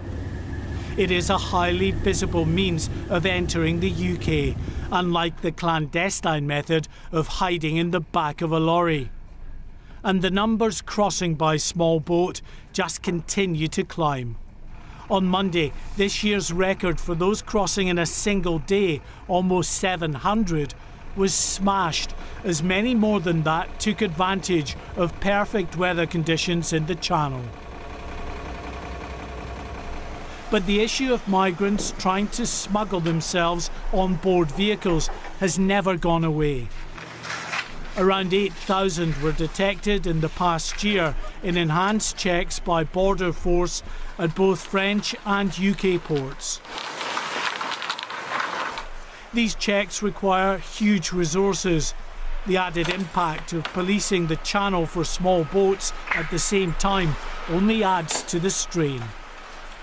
And although we know about those detected inside lorries at ports, there are no estimates for the number who've managed to get through. Only if they're caught will many try to claim asylum. If they make it to the UK, most of these young men will end up working in the illegal economy. Mark White, GB News. We know lots of you will have lots of reaction to those pictures there. GBViews at gbnews.uk. Let us know what you think about that. Coming up, we'll have all the biggest sports news that you need to know, including why Lioness Ellen White has decided to hang up her boots at the age of 33. But first, here's the weather. Good morning, Alex Deakin here with your latest weather update from the Met Office. A mixed picture again today. Sunny spells for some. The odd shower here and there, particularly in the west, and quite a warm, humid feel once more. This wiggling, waving weather front approaching the southwest, that's going to be the main focus for some heavier rain over the next couple of days. But there's some uncertainty about the exact position of it, certainly turning things quite misty and murky across the southwest through the day today. A few showers scattered across Wales and this morning across western Scotland. They'll work from west to east. Much of eastern England will stay dry, as will much of Northern Ireland. Just one or two scattered showers here. Quite a warm and humid feel wherever you are, but particularly across East Anglia and the southeast with some sunshine, while temperatures getting into the high 20s potentially. And overall, temperatures a little bit higher than they were yesterday. Through this evening, we could well see a bit more of that rain for South Wales, pushing into the Midlands, and then further pulses of heavy rain, some brighter colours there, working into Wales, and then later into the night across parts of northern England, maybe as far north as southern Scotland. Quite a warm and humid night once more, temperatures not dropping too far, many towns and cities staying in the high teens, so that humid, sticky feel persisting into Wednesday. Some uncertainty about the position of this rain on Wednesday, that weather front I talked about earlier. It could bring quite a wet day over parts of northwest England, north and west Wales, maybe along the south coast too. But either side of that should be largely dry. Sunny spells for Scotland, Northern Ireland, just a few showers and quite a fresh feel here as the winds start to pick up in the far northwest. Mostly dry and fine across central and eastern parts of England, and could be hot. Temperatures knocking on the door of 30 Celsius if we see some sunshine. That weather front still wriggling around as we head into Thursday before clearing away and high pressure moving in, bringing drier weather for many of us into the weekend.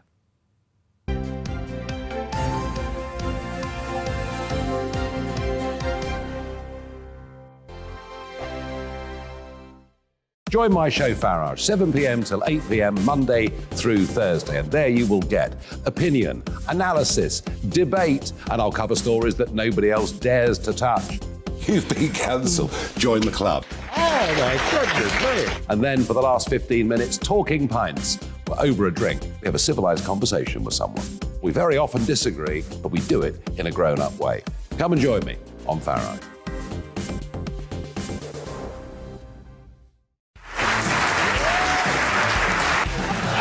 My name is Andrew Doyle. Join me every Sunday evening at 7 p.m. for Free Speech Nation.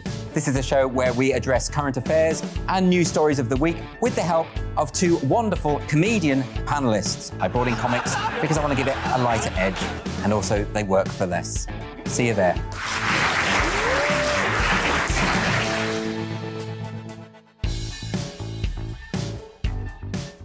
Hi there, it's Stephen and Anne. At breakfast from 6 a.m, you'll always be caught up with everything you need to know, the latest headlines, opinions and debates. We'll bring you the good news and the bad, but most of all, we're here for you. Remember, send in your views and let us know what you would like us to talk about. That's because we're your news channel. And every morning at 6 a.m, it's breakfast on GB News. I'm Dan Wootton. Join me Monday to Thursday from 9 to 11 for the feistiest and most fun news debate on TV, where free speech reigns. I'll bring you a sharp take on the day's biggest stories, bombshell newsmaker interviews, and A-list guests. And I guarantee you, no spin, no bias, no censorship, and no reason to go to bed. That's Dan Wootton Tonight, Monday to Thursdays from 9 on GB News.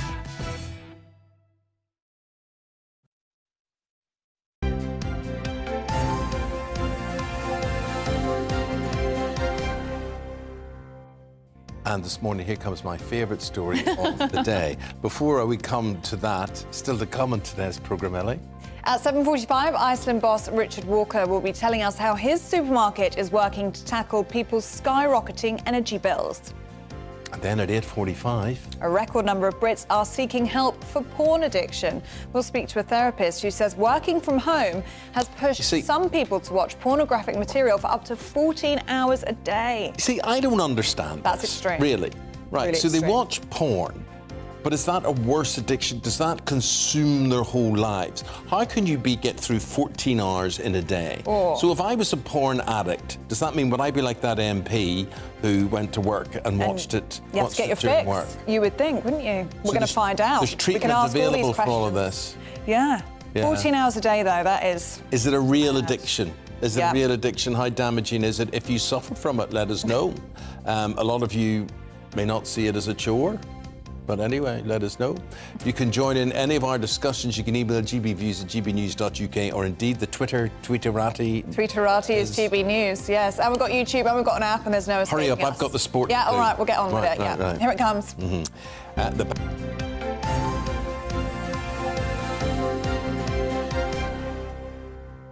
All the back pages have the same glorious story. They're all rejoicing in the famous Manchester United's first win of the season. Not only was it the first win of the season, it was against their closest and their most fierce rivals, the once mighty Liverpool, who United crushed 2-1.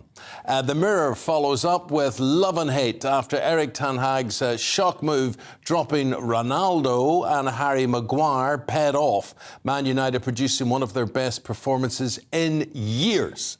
And finally, the Mail asks, who's in crisis now? If you look at the table, you look at the table, United sit well above Liverpool there in the league. Liverpool, I just point this out, have still failed to win a game this season and sit 7 points off the Premier League's top spot. Let's hear to the man, the expert on this, who kept me company during the match last night with his expert analysis.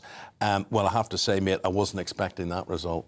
If we go back 24 hours, didn't I sit here you say, did, and I said you no. never know. You never know. If they may do it, you know, if they turn their game around, you're like, no. But It's never going to happen. It's never going to happen. Because we haven't played as a team. That was a team last night with grit, true grit. There was passion, there was intensity, there was effort. It was everything you want to see in football. You know, we talked about the way that Leeds have played. We talked about the way Brentford played. So just, if they can do that and put it together, then, of course, they've got every chance because Liverpool aren't playing well at the moment, and we saw it. You know, I mean, you never take a win against Liverpool for granted, and, I mean, to get that scalp was absolutely incredible. Wee bit of squeaky bum time as we got to the end. But I just thought Manchester United just looked so good. I thought the 2 goals were good, everything that you want. Now, the interesting stuff is, of course, Ronaldo was dropped and Harry Maguire was dropped. Now, he hasn't been dropped before. I think Harry Maguire's the more significant dropping of this, because I would look at him, the new look defence brought in by Ten Hag, a couple of his new signings there, including Martinez there. The question is, can Maguire get back in? At the moment, the answer's going to be no, because there's no reason that Ten Hag is now going to go, oh, yeah, that worked OK, now let's bring Harry Maguire back in. Yeah. And people have been screaming for this and saying, you know, Harry Maguire's got to be dropped. So, of course, he was. I always wonder what a player feels. Oh. You know, if you're sitting there watching that, obviously you want your team to win, but do you actually want the team to succeed when you're out of the side? I see what you mean. But at the moment, so if I brought in a younger, better-looking sports presenter here tomorrow, would you be hoping he or she would... I would hope he tanks and takes the whole show down with him. I mean, really, that's the way I would be thinking. Absolutely. Now, the irony about last night were these protests outside. I mean, the Mirror goes with love and hate. So the hate being the hate against the owners of the club, the Glazers.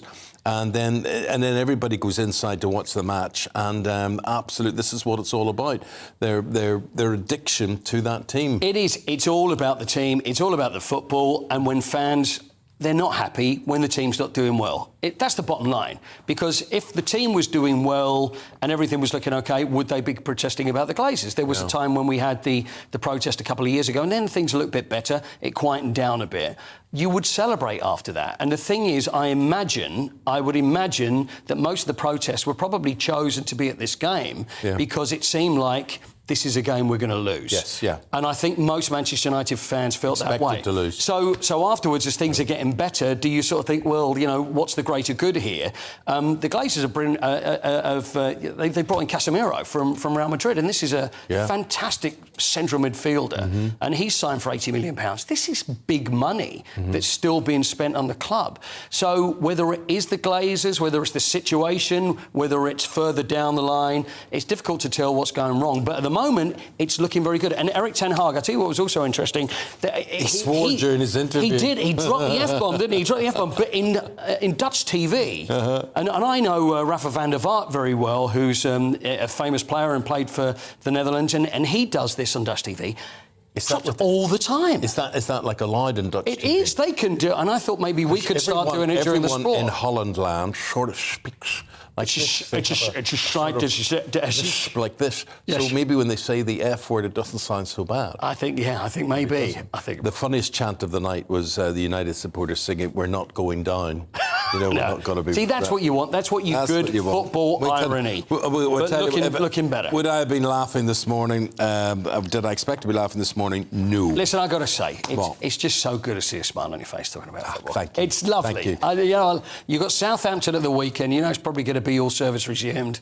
You go away to Southampton and everyone's going to go, what's going on? But it's not easy to keep that intensity. That's what it's all about. And if they keep playing that way, who knows what they can do. But it's got to keep going. OK. Let's talk cricket now. Let's talk Ben Stokes. And, I've heard a lot of cricketers talking about this anxiety thing in the past and depression and whatever. Tell us Ben Stokes' story. Well, Ben Stokes, of course, is the England captain. Phoenix from the Ashes is a programme that's going out on Amazon Prime, and it's another one of those. They've done a lot of sports documentaries. So he's very open about what's happened in his past. Of course, he was involved, you probably remember, in that fight outside a Bristol nightclub back in 2017.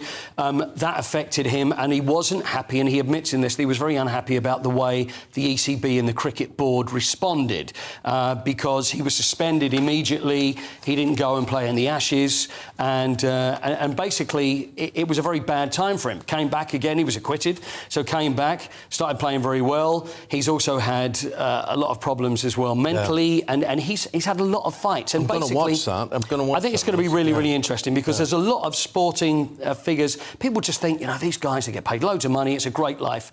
It's not always all about the money. Even when we talk about Anthony Joshua just about the weekend and that speech that he gave, you worry a little bit. So it does affect people. Huge pressure. If I said to you Tom Hardy, you would say actor, you wouldn't say sports person, but I would say au contraire. Oh, would you, my friend? Would you, my friend? I would. Tell us about the actor Tom Hardy and how good he is at sport. Well, I believe, see, this is something that I wasn't familiar with, is that jiu-jitsu is what Tom Hardy has been into, and he's won a competition. He won a submission. There was a submission, and it was caught on camera. It was blue belts, and it was a regional competition. It was the G and the no G competition. I think this is what they wear. You know what? I try and cover pretty much every sport. But when it comes to martial arts and jiu-jitsu, all we can say, there he is in action. Look at this. He's looking, I don't know, what is that, a mirror in the background, or is there two people fighting at the same time? There we are. No, there he is in the background. And won a gold medal.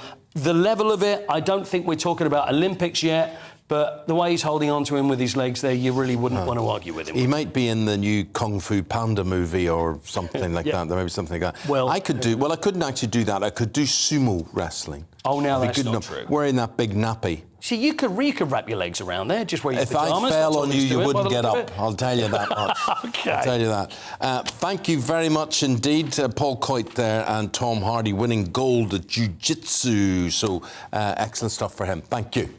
So it was worth no sleep last night, the football.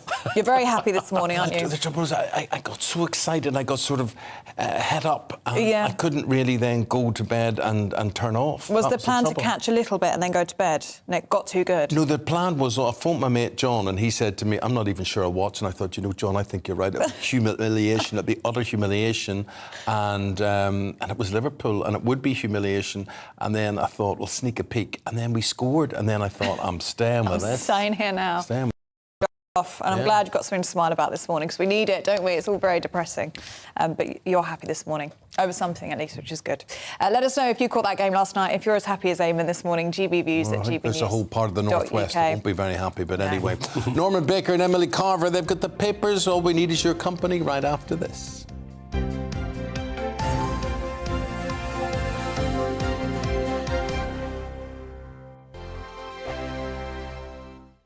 Join my show Farage, 7 p.m. till 8 p.m. Monday through Thursday, and there you will get opinion, analysis, debate, and I'll cover stories that nobody else dares to touch. You've been cancelled. Join the club. Oh my goodness me! And then for the last 15 minutes, talking pints. We're over a drink. We have a civilised conversation with someone. We very often disagree, but we do it in a grown-up way. Come and join me on Farage.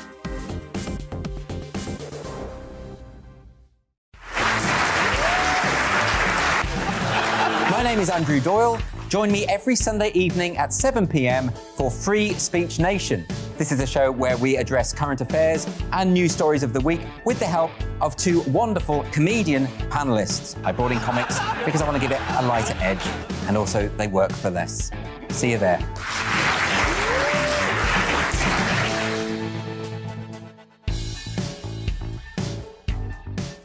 Hi there, it's Stephen and Anne. At breakfast from 6 a.m, you'll always be caught up with everything you need to know, the latest headlines, opinions and debates. We'll bring you the good news and the bad, but most of all, we're here for you. Remember, send in your views and let us know what you would like us to talk about. That's because we're your news channel. And every morning at 6 a.m, it's breakfast on GB News. I'm Dan Wootton. Join me Monday to Thursday from 9 to 11 for the feistiest and most fun news debate on TV, where free speech reigns. I'll bring you a sharp take on the day's biggest stories, bombshell newsmaker interviews, and A-list guests. And I guarantee you, no spin, no bias, no censorship, and no reason to go to bed. That's Dan Wootton tonight, Monday to Thursdays from 9 on GB News.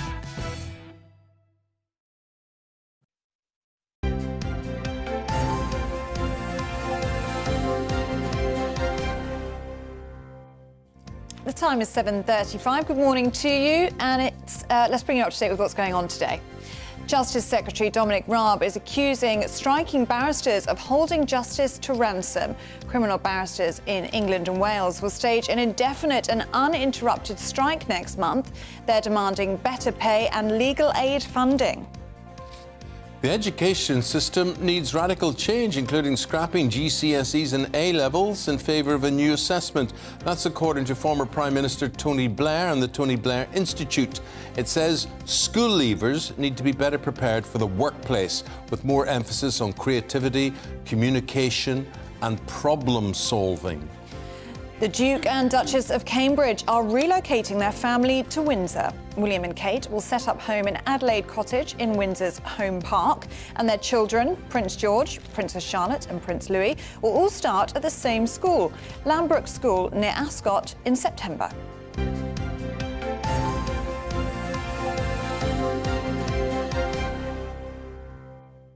Well, so much to get through in the newspapers today. We do it in the company of former Liberal Democrat Minister Norman Baker and columnist at Conservative Home, Emily Carver. And Emily, it's you we begin with. This is the front page, budget U-turn.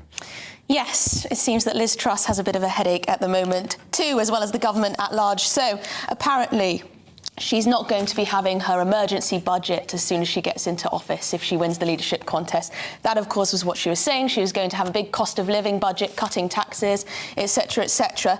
Now this has been downgraded to a fiscal event, and that means that there's no need for 4 days of parliamentary debate, which there usually is at a time of a budget. Now, they're saying that she's still going to include plans to reverse the national insurance rise, but it may well be that, considering the Office for Budget Responsibility forecasts, or at least what they've said, is that there isn't this massive headroom for tax cuts that she was banking on. So she may well have to be a little more careful. Fewer tax cuts perhaps are coming our way. So basically she doesn't know what she's talking about. Well, it depends what economic philosophy you follow. But she just changes, you know. Yeah. We could say anything, they can promise anything at this stage. What they actually deliver. Well, that's the problem with this leadership contest. They're trying to, I was talking with Norman about this earlier, they're trying to appeal to a very small part of the electorate, 100,000 Conservative members. And so they're telling them what they think they want to know. But of course, in the future, they're going to have to appeal to the entirety of the public. What do you think the entirety of the public want to hear, Norman, from her? Well, from her, I think we want to hear from the government something to help those who are struggling with their bills at the moment. That's the top priority. And the idea of giving tax cuts, I actually share Rishi Sunak's analysis that giving tax cuts without so-called handouts, and handouts is a very pejorative word, by the way, but without handouts, is actually going to fuel inflation, because it will give money to people who don't actually need it to spend in the shops, and not help those who are struggling with their bills. Well, I think that's overstated, though, Norman, because there have been forecasts that say these tax cuts would only lead to 0.1% on inflation, and you could argue that handouts in the form of energy bill supplements or whatever the government is going to give in welfare could be equally, if not more, inflationary. So, you know, there's always things that can be inflationary. Yes, I think it's whether people are allowed to keep more of their own money. Well, I think the help with the energy bills, if that comes, is about keeping people where they are rather than giving them more money. It's about making sure they can cope with the bills that come through. But, you know, I think she does change. Liz Truss has changed her views quite significantly. Blows with the wind, doesn't she? She does blow with the wind, and the analysis that Emily was talking about is right, that both candidates have sought to persuade the Tory party membership to vote for them, and that means putting forward policies that the narrow selectorate, who are in the south by and large, who are quite rich by and large, who are quite elderly by and large, are going to want to hear. And that's not necessarily what's going to wash with the public at large when we get past the Tory party leadership election. And so there is a problem there, I think. I think we do also need to bear in mind that this is a spiralling crisis, isn't it? I mean, we were sat here yesterday talking about 13% inflation. We're now this morning talking about 18% inflation. I mean, Liz Truss has said that she wasn't going to detail anything until, let's say, she is the favourite. Let's say she comes into office on the 5th of September. I mean, can she hang on a further 2 weeks, or do we need to hear something now? Well, to be fair to her, as you say, things are changing, things are escalating rapidly. This projection of 18.7% inflation come January is a shock probably even to her and Rishi Sunak. Whether it's true or not, I hope it's not true for the sake of all of us. But it's very difficult for leadership contestants to outline absolutely everything they're going to do. They can't see the finances in full detail at this stage. Rishi Sunak obviously has more of an idea than Liz Truss, having been the Chancellor. I think it's best that they give their direction, their ideas, their philosophy, what they plan to do, where their priorities lie, rather than setting out in detail. Emily, is Ukraine a priority? I just over the weekend, I was just talking to various people, just, ordinary people, and they were saying, well, we've got to stop all that support to Ukraine. People see it as a big financial burden on the country, and Ukraine is stoking a lot of what is going on here. Russia is stoking, and what I'm saying is what's going on in Ukraine. Is there a danger that Ukraine will fall down the priority list?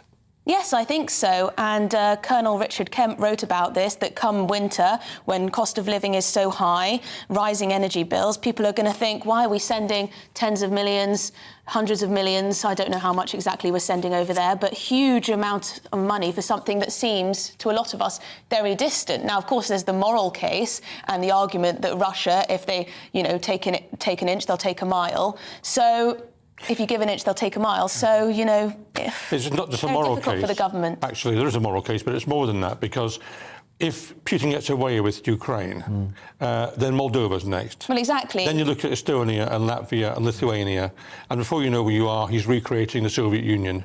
That's the issue, really. Which is extreme. Costs a lot more money for us all in the long run. Yeah, no, I do agree.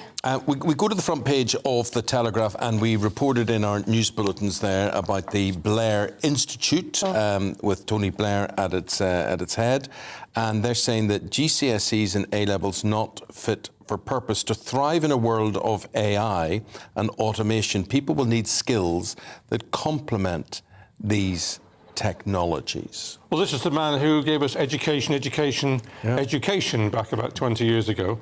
And it's very interesting that Tony Blair and indeed Gordon Brown have been rather prominent in the news recently with various aspects of public policy, more so, dare I say, than Keir Starmer has in many ways. And the reasoning behind that, is that deliberate? I think it's ex-Prime Minister syndrome, when they want to do something and still contribute to public life. And why shouldn't they? Because they've been in a position of power, so they know what's going on to some extent. But I think it's interesting, Blair's not simply related to education. He's been talking about COVID, talking about Ukraine, a whole range of issues. But on this, there's a grain of truth, I think, in what he says. Yes. Of course, that we have to make sure that people are skilled for the future, and what that means at any particular time is different from what it meant in the past. Having said that, there are certain basics in education that are perennial. People need to be able to read and write properly, need to be able to undertake mental arithmetic. What he's saying is that we need to educate youngsters for the workplace. Yes, we do. For the jobs available. And I suppose we'd all sit and we look at what we studied when we were at school, and there's certain things I'm very proud to have studied, and I feel quite good that I have a qualification in that or whatever. But then I look and I think, have I ever used it? What's the point? What yardstick are you measured by? I could have done without doing woodwork, I might tell you, at school. Yeah. But I was useless at. But one of the great sadnesses for me is, and I speak to someone with a degree in German, is how foreign languages have just disappeared or disappearing from our state system. Yes. It's more important than ever in this national capacity that we're in to be able to have people learning Mandarin, learning Russian. But do we just assume Arabic. That everybody's speaking English? Is that what we do? And I was on a train I think it was in Belgium, and the conductor, who presumably wasn't on a great wage, made an announcement in Dutch, in Flemish, in French, and in German. Yes. And I spoke to him in French to ask a question. Yeah. He then answered me in perfect English. So this guy had 5 languages. And did he answer you with what? No. Nor did he shout louder as if that made up for it. May I just say one thing about the Tony Blair Institute? Yeah. It is the Tony Blair Institute for Global Change, and you know, they've been piping up on all sorts. They've been saying that the government should mandate face masks again, that there should be further restrictions for COVID come the winter. And I do wonder whether people really want to be hearing from Tony Blair. But what does it say about our opposition, though, when you've got an ex-Labour Prime Minister on our front pages? Well, that's true. It's not good for Keir Starmer. I imagine Keir Starmer doesn't like it. I just think this summer really should be, you know, a really high point for the Labour Party. This is a summer of strikes. I mean, they should be giving the Tories a hard time. We're not seeing Keir Starmer on the front of our newspapers. We're seeing Tony Blair and Gordon Brown, I think. But I do think the point that they have here is people haven't even factored in AI yet. AI is going to make... We'll just take the train workers, for instance. There's going to be robot trains, robot ticket collectors, whatever. Jobs are going to be at a premium. AI will take over. And I know the headmaster of a grammar school in Belfast, and he said to me, they are changing their curriculum to be less academic and more in tune with what the workforce... They have now meetings with the workforce that the big companies like PricewaterhouseCoopers, whatever, who are setting up in Belfast, and they're saying, who do you want? What way do you want them educated? And they feel they're doing their pupils a better service than educating them necessarily for tertiary education. With that, I do think it is an interesting thing that, I mean, Northern Ireland is a very good example. Northern Ireland educates youngsters to a very high degree, but they educate them for export.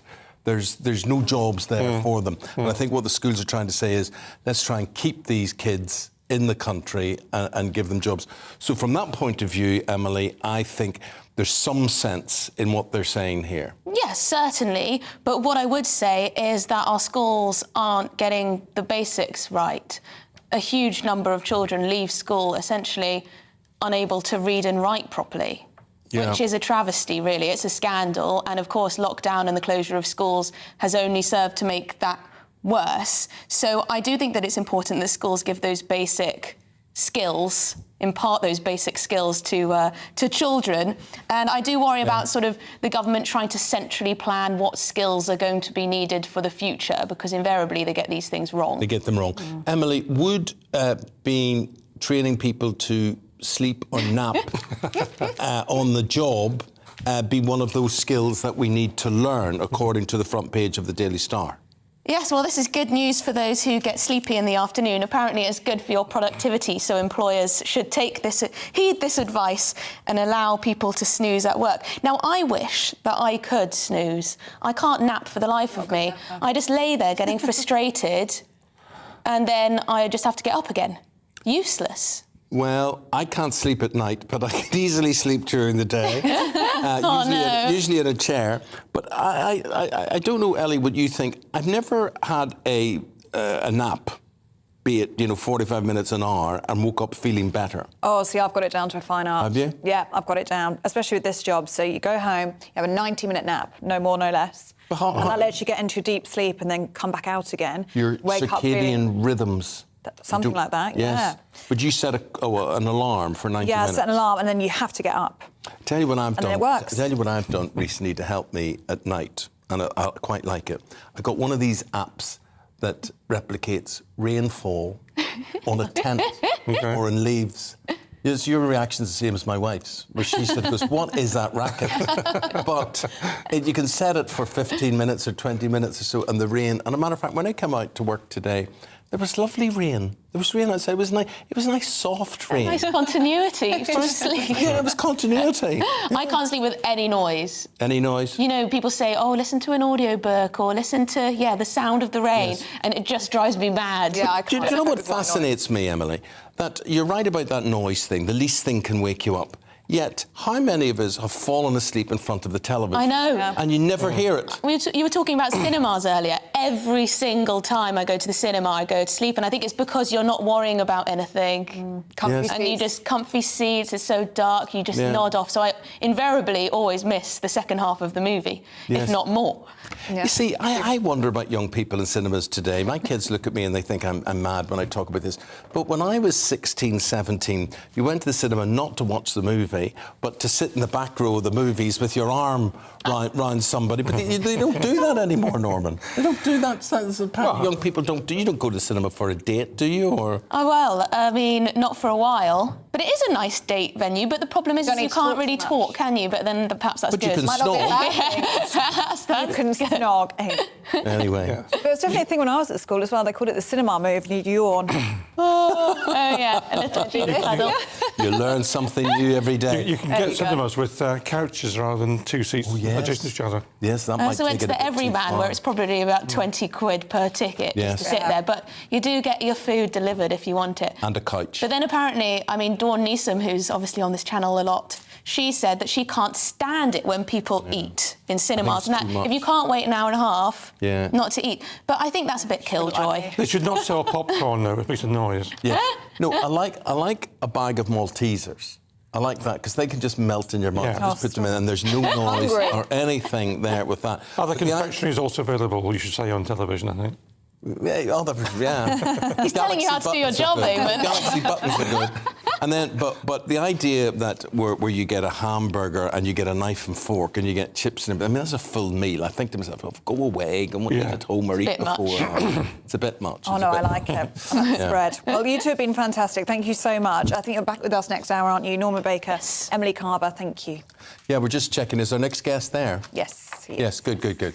So, as Britain anticipates one of the most expensive winters in history, the supermarket giant Iceland says it will help you as a shopper beat soaring food prices with a range of announcements to lower the cost of cooking at home. Yes, in partnership with energy supplier Utilica, the Smart Shop Cook Savvy collaboration promises to help shoppers keep their grocery bills down and offer practical ways to save money. OK, so who's in on this collaboration? For more on this, let's speak to the Managing Director of Iceland Foods. That's Richard Walker. Richard, very good to see you. What do you mean by this? What did you call it? An initiative, a coalition, or who's involved in this partnership? Yeah, partnership. So it's the first of its kind. As you said, it's ourselves, Iceland, together with the Utilica, come together to look. And actually, the results were quite outstanding. We found that the average family can save over £600 a year just by switching to low energy usage appliances. So that's things like microwaves, slow cookers, and air fryers. So as a result of this research, we're now updating all of our packaging that's relevant. We're putting air frying instructions on the back of all of our packs so that customers can easily understand and use this at home, and as a result save a lot of money. On top of that, we're also launching a switch and save deal. Richard, I'm fascinated with what you're saying with that. So you're basically saying instead of taking your fish fingers and putting them under the grill or baking them in the oven or whatever, you're better off. Now, for instance, I have this theory about bacon. I put bacon in the microwave, which is not very popular. But you can't. But this man's telling me I can save money. It mightn't taste as good, but I can save money doing that. Right. So tell us more, Richard, about air fryers and microwaves. Exactly right. You could stick the bacon in an air fryer. It's amazingly versatile, and it's an electrical appliance like a microwave that you just plug in. It's a smaller cooking medium, and it's quicker. As a result, it's a lot more efficient in terms of energy usage. Most people, myself included, just default by turning the oven on, which is bigger. It wastes a lot more energy, and obviously with the cost of living crisis and household budgets really squeezed, we need to try and come up with as many creative ideas as we can for our customers, and come up with these sort of energy-saving lifestyle hacks so that they can shop smart and cook savvy, like we were saying. Richard, I am very impressed with air fryers. For the first time last night, actually, I didn't switch on my oven and I put my salmon in the air fryer and it was much quicker. It was done in about 8 minutes and it tasted wonderful. And it does save, I was just reading your notes here, can save up to £600 a year using an air fryer rather than an oven. So that is a lot. You're working hard to put those instructions on. But what you're saying, Richard, is that you're on your products in your supermarkets, you're saying suitable for air frying then? Yeah, suitable for air frying. It's on the back of pack alongside microwave and oven instructions. Alongside that, we're selling air fryers and we've got tens of thousands coming in a few weeks' time. On top of that, we're doing a switch and save deal where we've got hundreds of products across our frozen categories, anything from chicken to meat to fish, where you can pick any of these 200 products, any three, for 10 quid. And these are freezer-filling family favourites. You can feed the family for many days and they're all cookable in an air fryer.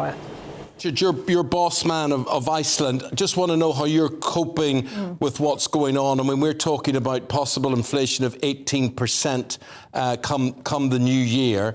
Are you closing branches or how's it hitting you?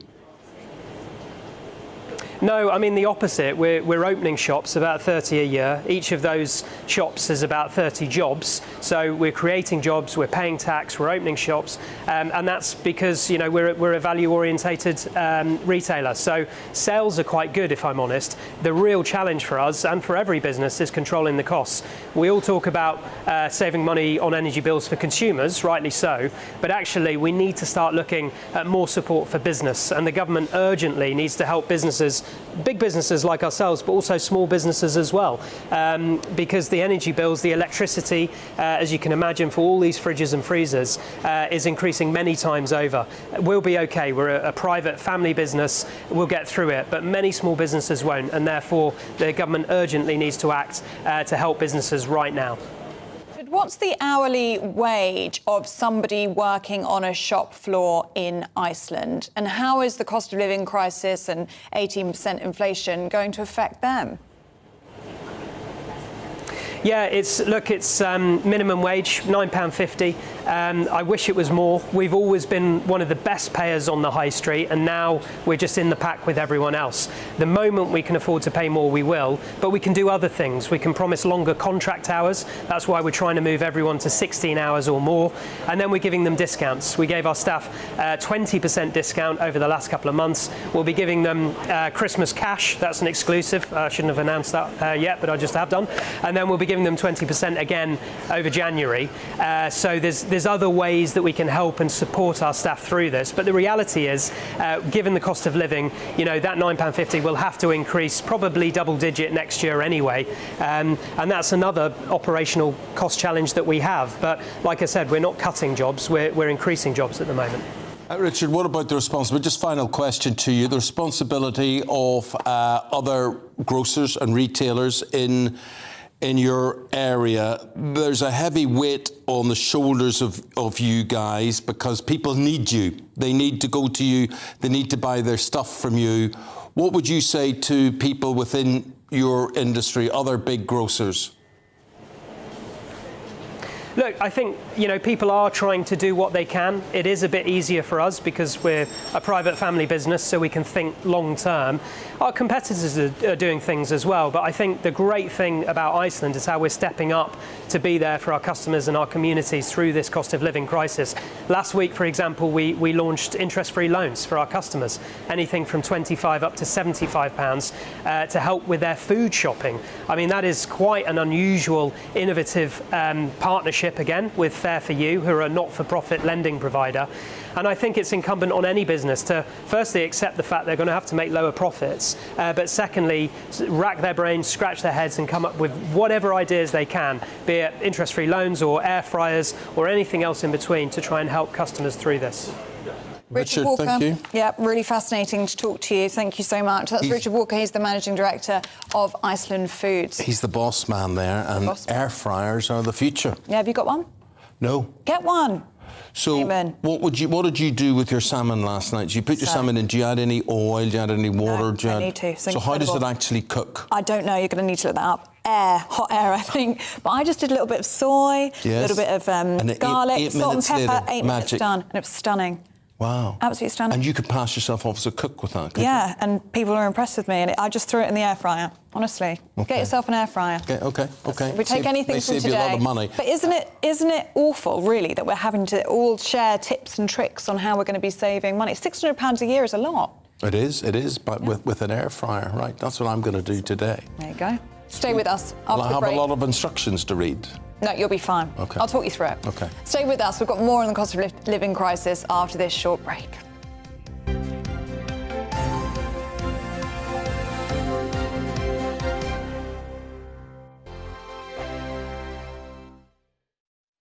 Join my show Farage, 7 p.m. till 8 p.m. Monday through Thursday. And there you will get opinion, analysis, debate, and I'll cover stories that nobody else dares to touch.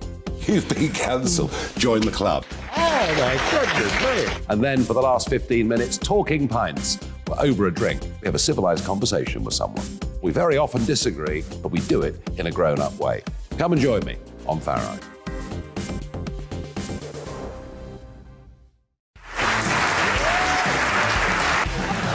My name is Andrew Doyle. Join me every Sunday evening at 7 p.m. for Free Speech Nation. This is a show where we address current affairs and news stories of the week with the help of two wonderful comedian panellists. I brought in comics because I want to give it a lighter edge, and also they work for less. See you there.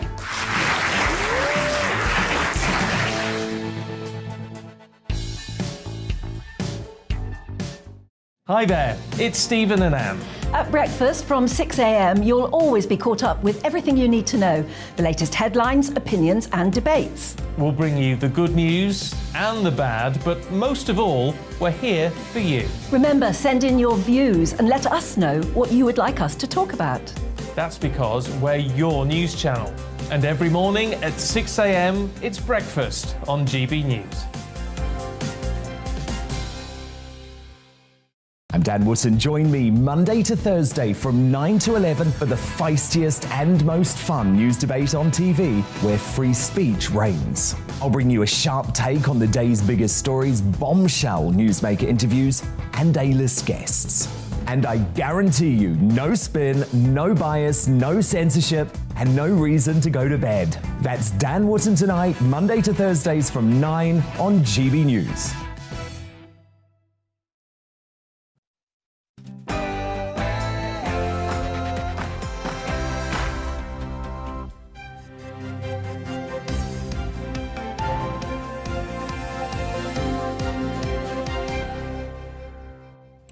A 9-year-old girl has been shot dead overnight on Merseyside. Good morning. It's 8 o'clock on Tuesday, the 23rd of August. This is Breakfast on GB News with Eamonn Holmes and Ellie Costello. Thank you very much for your company. Leading our news this morning, the story of a 9-year-old girl who's died after being shot dead in Liverpool. Merseyside police were called to a property in the Knotty Ash area last night after reports an unknown male fired a gun inside the house. We'll bring you the latest.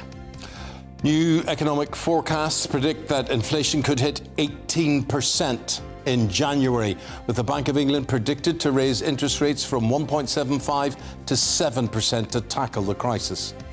Also today, the Justice Secretary, Dominic Raab, has accused barristers of holding justice to ransom after members of the Criminal Bar Association voted for an uninterrupted strike that will begin on September the 5th. And as a record number of Channel migrants crossed into the UK yesterday in small boats, we're going to bring you the details of the ongoing problem of migrants being smuggled into the country in the backs of lorries. And remember, you can join in on any of our discussions by emailing gbviews@gbnews.uk, or you can tweet us at gbnews.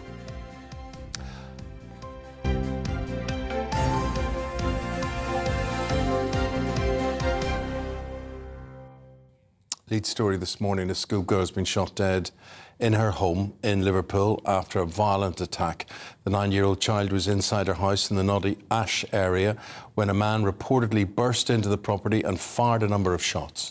Well, our reporter Sophie Reaper is in Liverpool for us this morning. Sophie, what's the latest? Well, as you say, at 10 p.m. at last night, Merseyside police were called to a property here behind me in the Knotty Ash area of Liverpool after reports that a man had fired a gun inside the property. When police arrived at the scene, they found a 9-year-old girl with gunshot wounds to her chest. She was taken to hospital, but sadly later died from her injuries. A man was also shot in the body, and a woman also received a gunshot wound to the hand. They were both also taken to hospital to be treated for their injuries. Merseyside police have now said that a murder investigation is underway and that CCTV, house-to-house and forensic inquiries are all underway. In a statement from Assistant Constable Jenny Sims, she said, "Our thoughts and condolences go to her family and friends at this very difficult time. No parent should ever have to suffer the loss of a child in these dreadful circumstances. This crime is abhorrent and our communities must come forward and tell us who is responsible. We are carrying out a number of lines of inquiry as a matter of urgency and would ask for dashcam, CCTV or mobile phone footage from anyone who lives, works or was visiting the area of Kingsheath Avenue last night." And speaking to local residents this morning, they've said that this is a very tight-knit community and that they will do what it takes to find the culprit. We'll be bringing you updates on this story live from Liverpool this morning as we get them. Sophie, thank you very much indeed.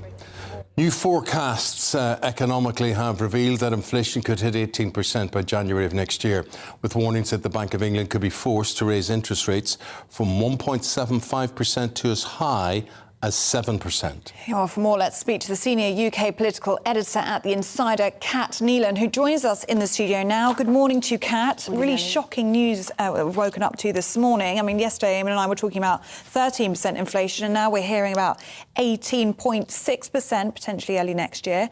How likely do you think that is to happen? Well, I mean, it seems, obviously, you have to rely on what the experts tell you, I suppose, and it seems like unless things change, that is what we are looking at. You know, obviously, all of this is conditional on things going as they are at the minute, and there are levers that can be pulled, but as we keep being told, there are relatively few levers that can be pulled because it's sort of happening outside our control. Yeah, why is it happening? Just bring people up to date with what is feeding this. Well, I mean, it seems that it's predominantly what's happening in Russia and the Ukraine, you know, where the energy prices are kind of spiralling out of the conflict, and people, different countries having to source their energy from different parts of the world, that's sort of then having a knock-on effect on everyone else. We have relatively little coming from Russia, but it's predominantly from Norway, I think, but actually, you know, kind of the knock-on effect of other countries having to source going their... to be squeezed, exactly. Yeah. This whole question of energy security, I only learned today we don't even store our own gas because up until now gas was all relatively cheap. We used to, but the decision was taken to shut the storage facility, and so we don't anymore. Yeah. I wonder will that change, and which brings me to the, you know, who is to be Prime Minister, and I wish they would just get on with it. There seems to be a real void. Headlines like this, people feel lost, they feel directionless, they feel without a leader for the country. Well, we don't have one, do we? I mean, you know, caretaker leadership is shown up for the facade that it is. And, you know, of course, there is work going on behind the scenes, and the Treasury is said to be working on various different schemes. Some of them seem quite odd, like this idea of having GPs give prescriptions for people to get money off their winter fuel bills. I mean, that seems preposterous, given that so you can't even get, well, if you can get an appointment. Yeah, if you can get an appointment and you can say, I'm practically suffering hypothermia at home, I've got arthritis, whatever, I need some heat in the house, and you can get a prescription then from the doctor. That is one idea that's being kicked around, but it doesn't, you know, it seems very bitty and not enough. Now, we know that when inflation rises, it rises unequally, and obviously people that are sort of already on the basics of life pay more, and you have prepaid meters that cost more. There are things around that sort of area that I think could be addressed and could be dealt with to sort of help give the sort of poorest in society a bit more support. But I think we do need to look again. But Kat, from your point of view, with your political hat on, you look at Parliament in recess, you know, MPs on holiday. It's not that you don't have the opposition, you know, squealing out about this and saying we should be doing this, we should be doing that. I mean, do you feel that 2 weeks before we get a result on this is 2 weeks too long? Yes, but I don't see that it's going to change. I mean, in another world, you wouldn't perhaps recall Parliament could have been recalled, but who's going to recall it? Yeah. There's no one there. Kat, some of the papers this morning are accusing Liz Truss of a U-turn. She's gone from an emergency budget that she said she was going to announce in the first few days to now we're being told it's going to be a fiscal event. But this is a spiralling crisis, isn't it? I mean, this is totally unpredictable. We're hearing more and more every day. What do you think is being thought in the Liz Truss camp right now? She's 30 points ahead. Very likely she's going to be taking all of this on board. Yeah, well, she spent much of the campaign speaking to the Conservative membership, which is very different to speaking to the rest of the country. And understandably, the Conservative membership, they want lower taxes. That is one of the kind of core principles of being a Tory member. But it feels very much out of kilter, both with what public opinion wants at the minute and what actually probably needs to happen. You know, we've seen economists yesterday responding to the inflation news, saying that her plans are actually the opposite of what Thatcher did. You know, she did make some very difficult decisions, and Liz Truss has made much of trying to sort of follow in her mould. Well, if she's serious about being Maggie Thatcher Mark II, then she probably needs to make some tougher decisions than she's sounding like she has been. One of those decisions will be from each of the candidates, or indeed whoever wins, as to will that candidate serve under the other one. I presume you would be surprised if Truss would serve under Rishi Sunak and vice versa. I would. I mean, if you look at previous leadership candidates' races, that's just not what happens. You know, with the 2019 race, there were a lot of the sort of earlier candidates that served in Boris Johnson's government, but certainly not Jeremy Hunt, you know. But then that doesn't mean that being on the backbench is a quiet job or a quiet life. You know, Jeremy Hunt was the head of or still is the head of the Health and Social Care Committee and has done a lot of work on that front. You could see a world in which Rishi Sunak might run for something equivalent, although I'm not sure Mel Stride's ready to give up his seat as the chair of the Treasury Committee just yet. Kat, really appreciate your take on things. Kat Neelan is Senior UK Political Editor for The Insider. Thank you very much indeed. It's 11 minutes past 8. Workers in Felixstowe have been striking in a row over their pay, with 8 days of industrial action at the UK's largest container port. Right, we're talking about 2,500 people who work in Felixstowe at the port, which is the UK's biggest container port. It handles nearly 50% of all container trade for the country. Our East Midlands reporter Will Hollis is there for us now, and he can tell us more. Good morning to you, Will. What's the situation there? Yeah, good morning, Ellie. Good morning, Eamonn. So we're just outside of the port of Felixstowe right now, right on a really busy roundabout where the Unite members and workers here at Felixstowe have situated themselves. Let's just give you a little bit of an idea, because the atmosphere here is quite something, especially with some of the bigger lorries that are coming off of the A14 from Ipswich and out of the larger areas of Suffolk. So you've got about 200 different Unite members, 1,900 or so believed to be on strike right now. So that's people that work at the docks, people that drive the boats, maybe operate the cranes, stevedores, so they're the people that lash the containers on and off of ships. Somebody said that a stevedore is one of the jobs where people don't very much like doing it, so you can understand why people are on a strike right now, because they want a bit better pay for quite a difficult job.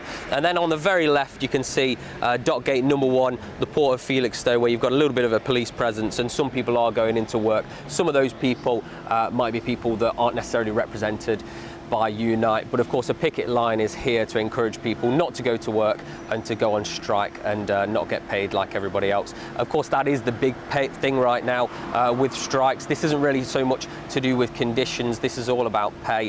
What Unite is saying is that they want their members to get a 10% pay rise. That would be roughly in line with inflation. Felixstowe, the Port of Felixstowe, say they've offered 7% and they're offering a little bit more for the lowest paid workers that would be closer to 10%. Now, Sharon Graham says she's the Unite the Union's General Secretary. She says that they should be sharing the profits. She said that about 100 million in profits was given to shareholders, so the shareholders of the Port of Felixstowe company, and a little bit of that should be shared around with the people that work and live here in Felixstowe. Of course, this is a bit of a summer of strikes at the moment because of the cost of living crisis, because of the rise in food prices, the rise in fuel prices, making it a little bit harder for people to live. So in jobs like this, maybe manual jobs, jobs like train drivers, tube drivers, Royal Mail operators and workers, we are going to see a lot of strikes. But also what you're going to see, as well as disruption, is a lot of support. You can hear from behind me lots of truck drivers, bin lorry drivers, people that are just going to work, going around blaring their horns and supporting the people that are working here. I think sometimes you see a lot of the disruption, but you also should see and hear a lot of the support for the Felixstowe dock workers. We can see and hear that, but also front page of the Sun today, there's a big attack on them.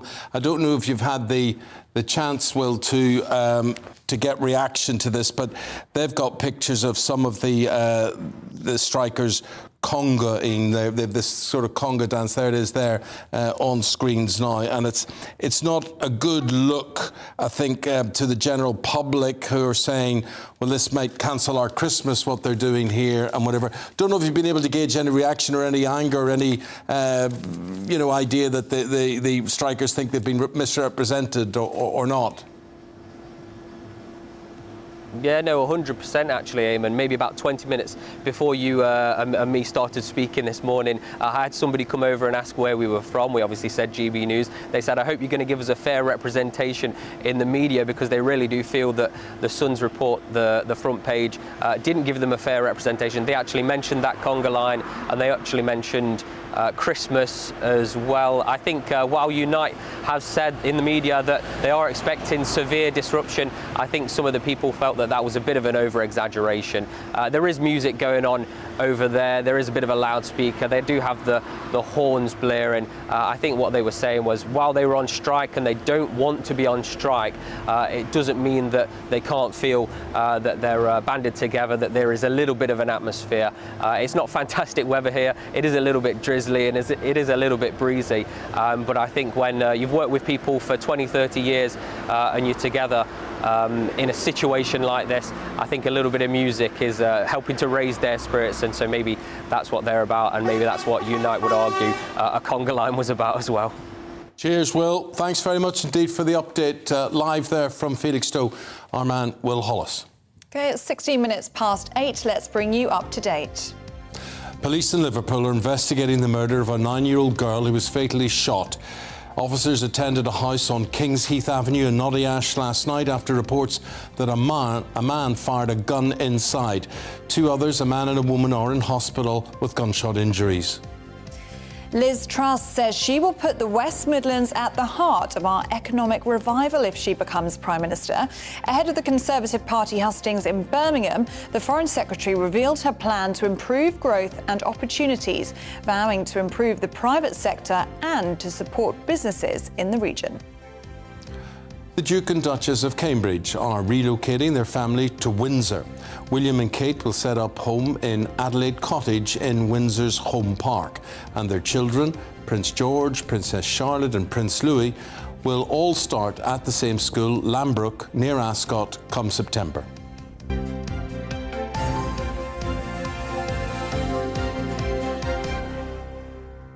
Talk more about that story now. The Cambridges leaving their current residence of Kensington Palace in London to give their children a more normal life. Let's get the views now of Pandora Forsyth. She's the host of the Daily Express's Royal Roundup. Just give us your take on this, Pandora. Good morning to you. Good morning. Thanks for having me. In terms of what is actually happening, they are moving away from Kensington Palace, but we have to bear in mind this is one of 4 homes that they have, and it's also in the midst of the cost of living crisis.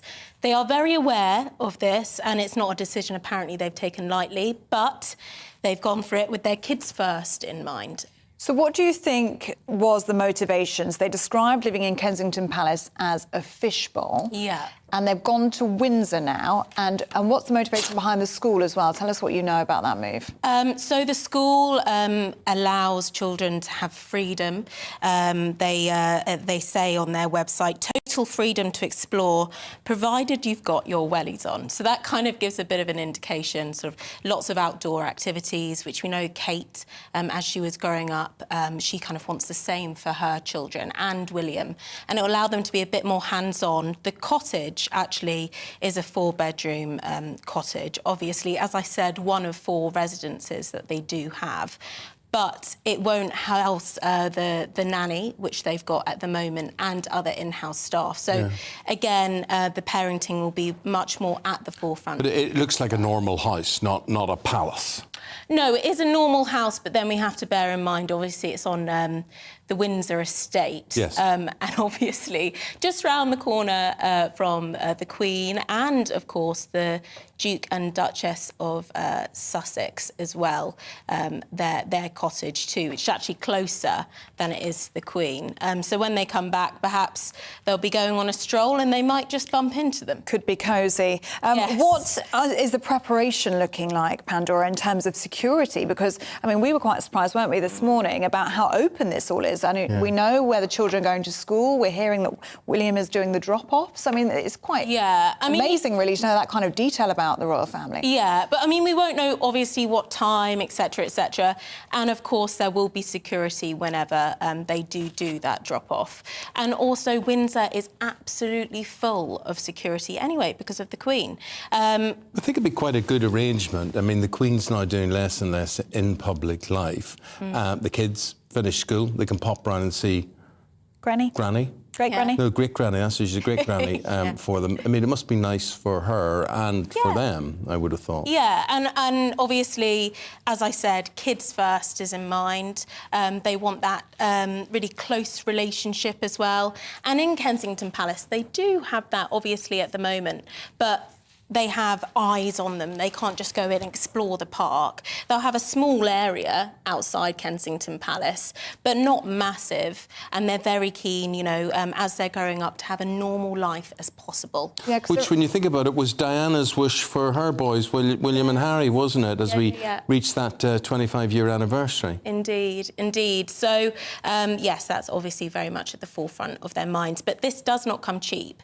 The school without boarding, which we do know that they won't be using the boarding option at the moment, but without boarding for all of their children, costs about £53,000 a year combined. And that's before you've even got the uniform. School trips. Very expensive, very expensive. But of course, they are part of the royal family. They are senior working royals. Yeah. So that is to be expected. And are they on so they would be on the civil list? It's not as if William or Kate would be expected to earn that money to pay those bills. No, no, they wouldn't be. And I don't actually think anybody kind of expects them to be honest. They will be, you know, working as senior royals at the moment, and they will continue to do so. They are very well aware of the backlash of the Duke and Duchess of Sussex, and they will be using Kensington Palace still as their official residence with all of their staff, etc. So they'll be working from there, commuting there quite a bit. From home. OK. Pandora Forsyth, thank you very much indeed. Pandora is the host of the Daily Express's Royal Roundup with us here in the studio this morning. We're going to take a break there. We're then talking about the problem of migrants. We've talked about the problems of the channel crossings. We're talking about the continuing problem of migrants smuggling themselves on board container lorries. All that to come after the weather update. Good morning, Alex Deacon here with your latest weather update from the Met Office. A mixed picture again today. Sunny spells for some. The odd shower here and there, particularly in the west, and quite a warm, humid feel once more.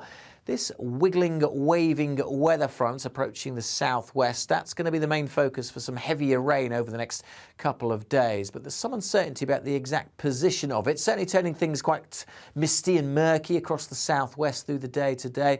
A few showers scattered across Wales and this morning across western Scotland. They'll work from west to east. Much of eastern England will stay dry, as will much of Northern Ireland. Just one or two scattered showers here. Quite a warm and humid feel wherever you are, but particularly across East Anglia and the southeast with some sunshine. Well, temperatures getting into the high 20s potentially, and overall temperatures a little bit higher than they were yesterday. Through this evening, we could well see a bit more of that rain for South Wales, pushing into the Midlands, and then further pulses of heavy rain, some brighter colours there, working into Wales, and then later into the night across parts of northern England, maybe as far north as southern Scotland. Quite a warm and humid night once more, temperatures not dropping too far, many towns and cities staying in the high teens, so that humid, sticky feel persisting into Wednesday. Some uncertainty about the position of this rain on Wednesday, that weather front I talked about earlier. It could bring quite a wet day over parts of northwest England, north and west Wales, maybe along the south coast too. But either side of that should be largely dry. Sunny spells for Scotland, Northern Ireland, just a few showers and quite a fresh feel here as the winds start to pick up in the far northwest. Mostly dry and fine across central and eastern parts of England, and could be hot. Temperatures knocking on the door of 30 Celsius if we see some sunshine. That weather front still wriggling around as we head into Thursday before clearing away and high pressure moving in, bringing drier weather for many of us into the weekend.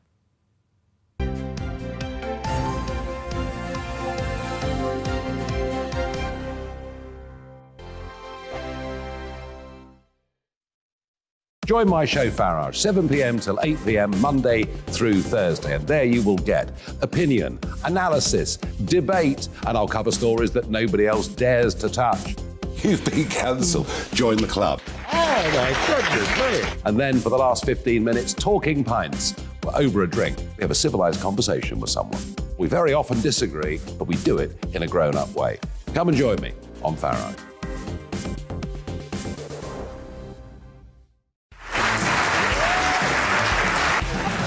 My name is Andrew Doyle. Join me every Sunday evening at 7 p.m. for Free Speech Nation. This is a show where we address current affairs and news stories of the week with the help of two wonderful comedian panellists. I brought in comics because I want to give it a lighter edge, and also they work for less. See you there.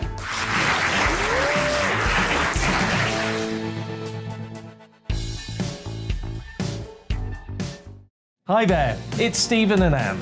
At breakfast from 6 a.m, you'll always be caught up with everything you need to know, the latest headlines, opinions and debates. We'll bring you the good news and the bad, but most of all, we're here for you. Remember, send in your views and let us know what you would like us to talk about. That's because we're your news channel. And every morning at 6 a.m, it's breakfast on GB News. I'm Dan Wootton. Join me Monday to Thursday from 9 to 11 for the feistiest and most fun news debate on TV, where free speech reigns. I'll bring you a sharp take on the day's biggest stories, bombshell newsmaker interviews, and A-list guests.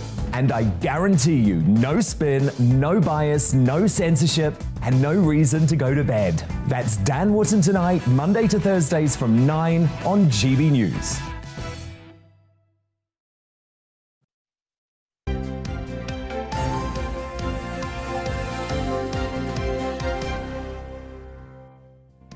Good morning to you. It's 26 minutes past 8. Still lots to come on today's programme.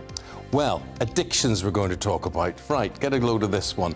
The question is, has working from home driven a rise, not in gambling, not in drinking, not in drugs, porn addiction? Okay, we're going to be speaking to an addiction therapist who says this is actually the case, that a lot of you watching us this morning could also be watching porn. Don't.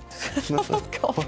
Yeah, some people are watching up to 14 hours a day, we were reading, so we're going to be speaking to a therapist at 8:45. See, I might actually provoke people into watching porn. They could be watching me on TV and it could be turning them on. Stop. Would you not think that's possible? Dear, oh dear. People are saying, I feel frisky now after watching Eamonn this morning. It's too early. It's not even 9 o'clock in the morning. Ryan Reynolds makes a lot of people frisky, the Hollywood star. But anyway, so he went. Well, it's true.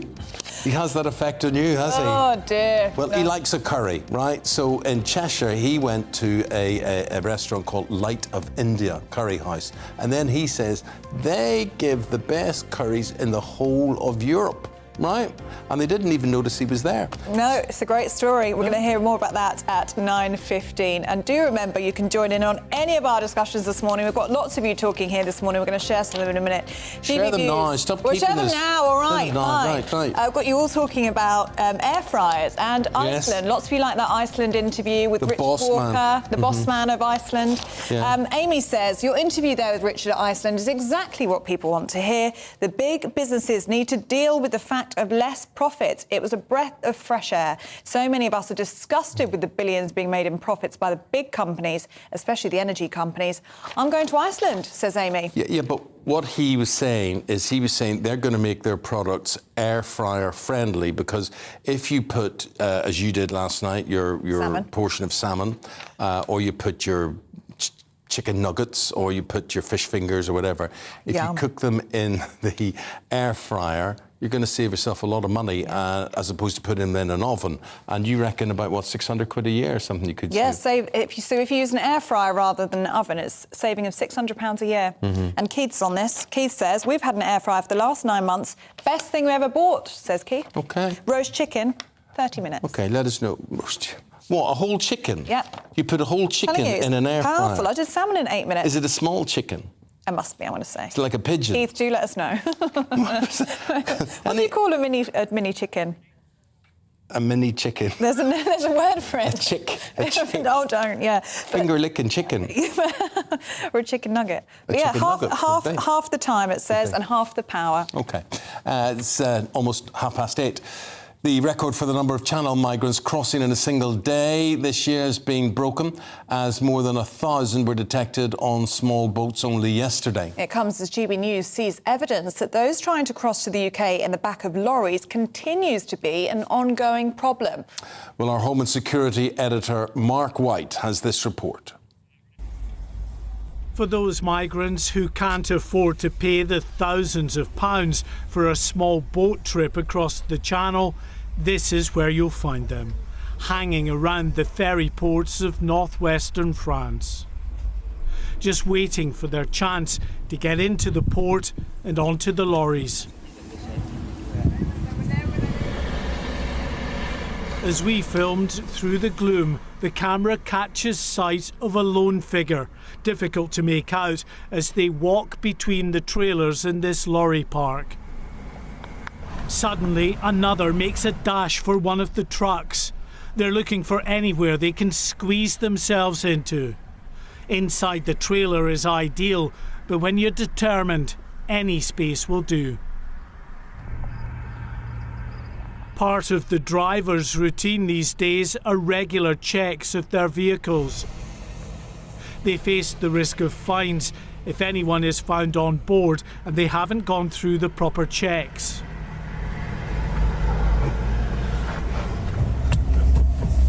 This group of migrants have been searching for anything they can find to help them scale the perimeter fence. Having found this wooden pallet, they're heading for a secluded enough spot to jump over. The French police are everywhere, and these young men know it, sneaking between the trailers, hoping to avoid detection, within feet of the police patrols.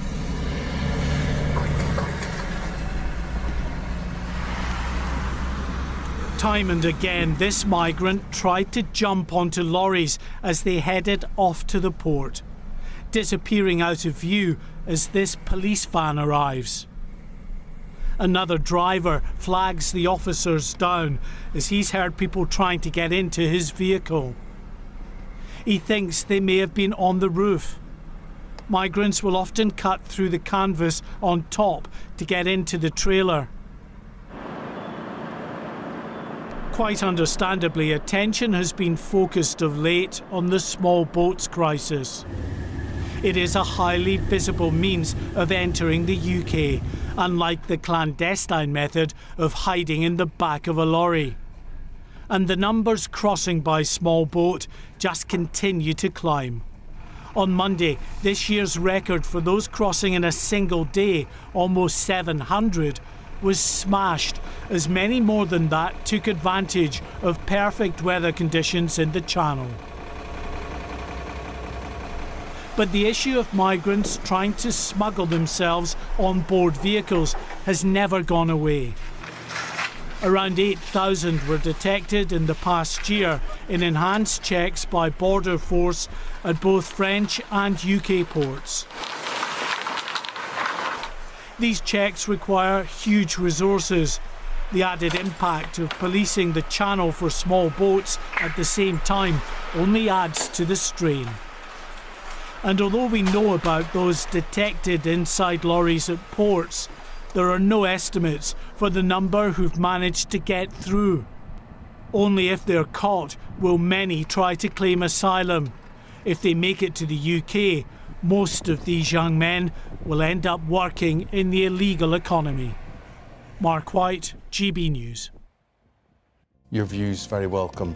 GB News at... What is that? I never remember that. GB Views at GB News. Here's a tongue twister. Oh, what? It's a tongue twister. GB Views at gbnews.uk. It is. It's a tongue twister. Yeah, it's not my fault. It's a tongue twister. No, I know. I don't know who came up with it, but it's hard to say. What we're going to do is take a break, and we'll have a lot to say on the newspapers. Please don't go away.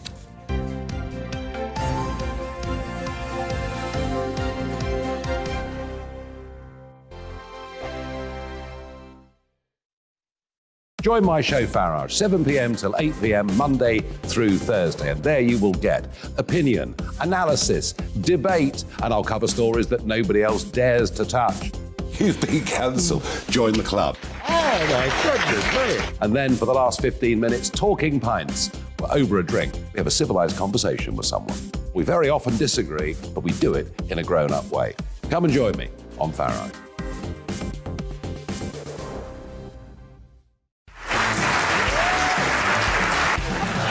My name is Andrew Doyle. Join me every Sunday evening at 7 p.m. for Free Speech Nation. This is a show where we address current affairs and news stories of the week with the help of two wonderful comedian panellists. I brought in comics because I want to give it a lighter edge, and also they work for less. See you there.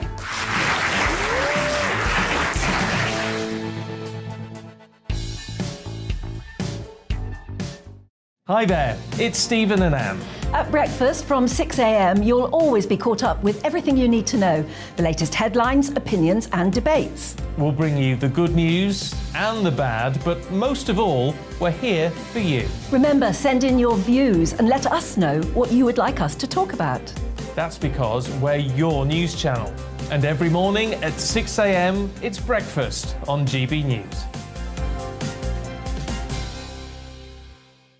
I'm Dan Wootton. Join me Monday to Thursday from 9 to 11 for the feistiest and most fun news debate on TV, where free speech reigns. I'll bring you a sharp take on the day's biggest stories, bombshell newsmaker interviews, and A-list guests. And I guarantee you, no spin, no bias, no censorship, and no reason to go to bed. That's Dan Wootton Tonight, Monday to Thursdays from 9 on GB News.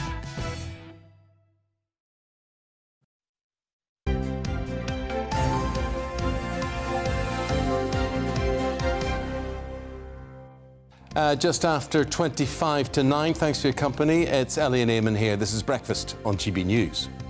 Justice Secretary Dominic Raab is accusing striking barristers of holding justice to ransom. Criminal barristers in England and Wales will stage an indefinite and uninterrupted strike next month. They're demanding better pay and legal aid funding. The education system needs radical change, including scrapping GCSEs and A-levels in favour of a new assessment, says the Tony Blair Institute. It's calling for school leavers to be better prepared for the workplace with more emphasis on creativity, communication and problem solving. The Duke and Duchess of Cambridge are relocating their family to Windsor. William and Kate will set up home in Adelaide Cottage in Windsor's Home Park, and their children, Prince George, Princess Charlotte and Prince Louis, will all start at the same school, Lambrook School, near Ascot, in September.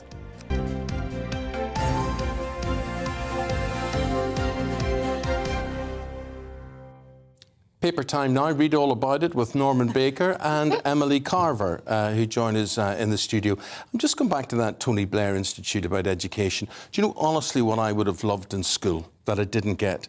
I would have loved some concept of finance, how to look after taxes, how to look get a mortgage, what to do, how to save. I actually would have liked that sort of financial acumen, and I also would have liked something that would have educated me in what you eat and cooking food. Nutrition. And actually being able, I never had anything where, I know you were taught woodwork, We ever talk cooking? I used to come bottom in woodwork, I have to tell you. Yes. But I know it's a tragedy, really. No, we weren't done home economics, I think it was called. We weren't taught that either. No. So there's all sorts of useful life skills. Also, how society works, people aren't taught that either. No. Well, my mum was a business studies and economics teacher for a while in a secondary school, in a couple of secondary schools, and she said it was always quite remarkable when people realise just how much of their money will go in tax. Yes. Just those realities of how you actually, get on. We have no how idea, a business do we, runs, really? Yeah. how you get a mortgage, all that sort of stuff. Perhaps that should be, something that's required of all youngsters. Yeah. Just teaching us. You work hard enough to earn it. How do you keep it then after that? Savings. Right. Savings. Norman, let's talk about sort of savings. Liz Truss might have been responsible for a lot of the sewage leakage that have been reported this week on our beaches. In those terms. But the story in The Guardian is that Liz Truss, when she was Environment Secretary, cut the business quite significantly, and that meant they were unable to carry out the same level of scrutiny of the water companies which they were doing before, cutting back on their examination of water pollution, massive cuts in the Environment Agency budget, and that meant that the water companies were allowed to self-report, which obviously they weren't doing very well because it wasn't in their interest to do so. I mean, nobody would do in that situation. And that's linked to a story in the Eye, which refers back to a vote in the House of Commons in October 2021, where there was a move to place a legal duty on water companies to reduce dumping raw sewage into rivers and coastal waters, and that was vetoed by the Conservative government. So I'm afraid that voters don't like this very much, and we saw yesterday from the Lib Dems actually that a whole lot of monitoring equipment that should be in place to see what's going on isn't there, and what is there isn't working properly. So we're actually seeing a huge amount, which is disgusting, a huge amount of sewage discharged into our rivers and lakes and off the coast. Down in my part of the world at Seaford, you can stand on the coast there, a beautiful part of the world, and you see sewage being pumped out. Yeah, you can smell it as well. I do often think, what we flush or what we put down the sink or whatever. I mean, the waste disposal units, where you can take food, you can take scrapings from your dinner, whatever, and you just put it down the drain. I actually think, though very efficient, very lovely to have around the kitchen, it's not right. It's not environmentally friendly. You just can't take half a chicken dinner and put it down the drain. Well, where does it go? Well, it goes into the sewage system, I would imagine. Well, I mean, it's quite extraordinary how the amount of sewage that's being dumped in our water has increased tenfold, I think it is, in just a matter of years. So something clearly is going wrong. I don't know if this is a problem of regulation, if the regulator doesn't have enough teeth to regulate this, but it's clearly not on. Well, it's an issue, and it's got a huge health impact as well. I mean, people that go seawater swimming, which is really popular, especially all over the country. But there was a tweet the other day, it went viral from a GP. See, I think it's a bit scary to go see. Well, I can't swim, so I would find it a bit scary. But the amount of people who go seawater swimming. I know, well, it's a great British sport, isn't it? Well, I met these people who not only go seawater swimming, they do it naked. Oh, wow. They do it naked. Oh. Do you do it naked, Norman? Would you be interested in that? Do what naked? No, I don't go. I don't go swimming in the sea, and I certainly wouldn't go swimming in the sea naked, and I certainly wouldn't go swimming in the sea off Seaford. And especially not with sewage. I mean, it was this tweet that said he's seeing loads of patients coming in now with eye and ear infections, new skin rashes, diarrhea and vomiting, and abdominal pain, and it's all from swimming in sewage. Oh. And apparently for our shellfish. Yes. I was reading that in the papers somewhere. That our shellfish is becoming contaminated, so you've got to be careful of what mussels you eat. Because they filter all those shrimps and mussels and oysters and whatever. They filter the water, and they take their nutrients from that, which mightn't be very nutrient positive. I have to say you don't want sewage in your mussels. The privatisation of the water companies was the worst thing, I think, in terms of privatisation that's been done. I mean, they've got away with terrible behaviour ever since. Well, they have. The salaries of the chief executives is eye-watering, really. But do you think, Norman, a lot of this was they're so grateful for anybody to take it off public hands that they allow standards to slip? They just think, monitor it, monitor yourself, that's fine, self-assess. I think it was. I think it was just a kind of the state retreating. I'm not against privatisation in the right circumstances, but I am against it where it's an essential public service, where people aren't regulated properly. Well, what I would say is that I have done a bit of reading on this, and it was the case that under public ownership that leakages were far worse. Leakages were, yeah. And so, you know, it's not clear whether if we put it back in public ownership that this would improve drastically, and of course it would require masses and masses of taxpayers' money. I wouldn't do that now. What I would do is give the Environment Agency a proper budget and make sure that people were held to account, and people in charge of water companies should be prosecuted personally for what's going on. Interesting, yeah. I was very critical of them last week, and I was saying that the last time a reservoir, a hole in the ground, was actually dug to hold water was 31 years ago in this country. But I then learned yesterday that there are proposals to build 5 or 6 reservoirs around the country, and there's a lot of people doing that NIMBY business. It's the Liberal Democrats, Norman. It's the likes of Layla Moran. They won't have reservoirs in their backyard. Why? You see, I don't know. I thought of all the local things. residents. Well, I thought of all the things. The Lib Dems are always such NIMBYs, aren't they, Norman? No, they're not always such a NIMBY. They are. What an astonishing attack on Layla Moran. Sorry, I don't know where that came from. You see, they do, though. They don't want housing developments. They don't want reservoirs. Well, I thought of all the things you could object to. How could you object to a reservoir, really? Well, because it brings boating, it brings... It's quite pretty. Well, perhaps it's the concrete and the way it's made and all the... And the farmers will get out, they lose farmers. The farmers. Agricultural land is lost. OK. Let's talk about life expectancy. This is in the Express. Emily, we go to you. This is red wall areas. Life expectancy there is below average. Yes, another miserable headline today. Life expectancy in red wall is below average. Yes. And apparently a girl born in the northwest town of Blackpool today will face health problems 15 years earlier than one born in Kensington and Chelsea. That's just an example that they've given. But yes, residents fall ill 5 years earlier and live almost 3 years less than the UK average in the red wall area. Now, this in some ways is unsurprising. There may well be many factors, including diet and habits and the type of work that people do. Many people may be doing far more physical labour, but of course rates of smoking and also obesity can be worse in some areas of the country than others. Access to healthcare, education, etc., etc. But it is quite shocking that we do have this massive disparity in how long people live where you're born. Emphasise the importance of levelling up. I mean, it shouldn't be that your life expectancy depends on where you live in the country. I mean, that's crazy. It is crazy, but as I said, it's probably multifactorial, so... Now, we've talked about films already today and about Cineworld, the cinema chain. They may be in a bit of trouble that film attendances, audiences may be on decline. You have a different take on this. Page 29 in the Times, censorship, Norman. Yes, this is an obscure little story at the bottom of page 29 in a couple of paragraphs. So, you've dug it out, Norman. I've dug it out, but it's important, I think, in a way, because it's about a film I've never heard of, I've no wish to see, actually, called Minions, The Rise of Gru. But the interesting thing here is at the ending of the film, where in the American version, as made, the anti-heroes ride off together after someone called Knuckles, some character called Knuckles, fakes his own death to evade capture. But in China, they've had to change the ending so that the villain gets caught and serves 20 years in jail before becoming a reformed man and setting up a theatrical troupe for inmates. And this follows other films like Fight Club, where the change the script was made in order to satisfy the Chinese. And what we're now seeing is Hollywood responding to the direction from the communist government. But it is a massive China. Market for Exactly, that's why they're doing it. It's a massive market. But I actually worry about the fact that we're now seeing entertainment being directed to some extent by the Chinese government. And films like 7 Years in Tibet, which is a wonderful film, that will not be made now. Anything which is critical of the Chinese government will not be made. No. I think there was some interference with the Tom Cruise Top Gun Maverick film as well, where the Chinese couldn't be seen as the enemy. Exactly, that's right. Yeah.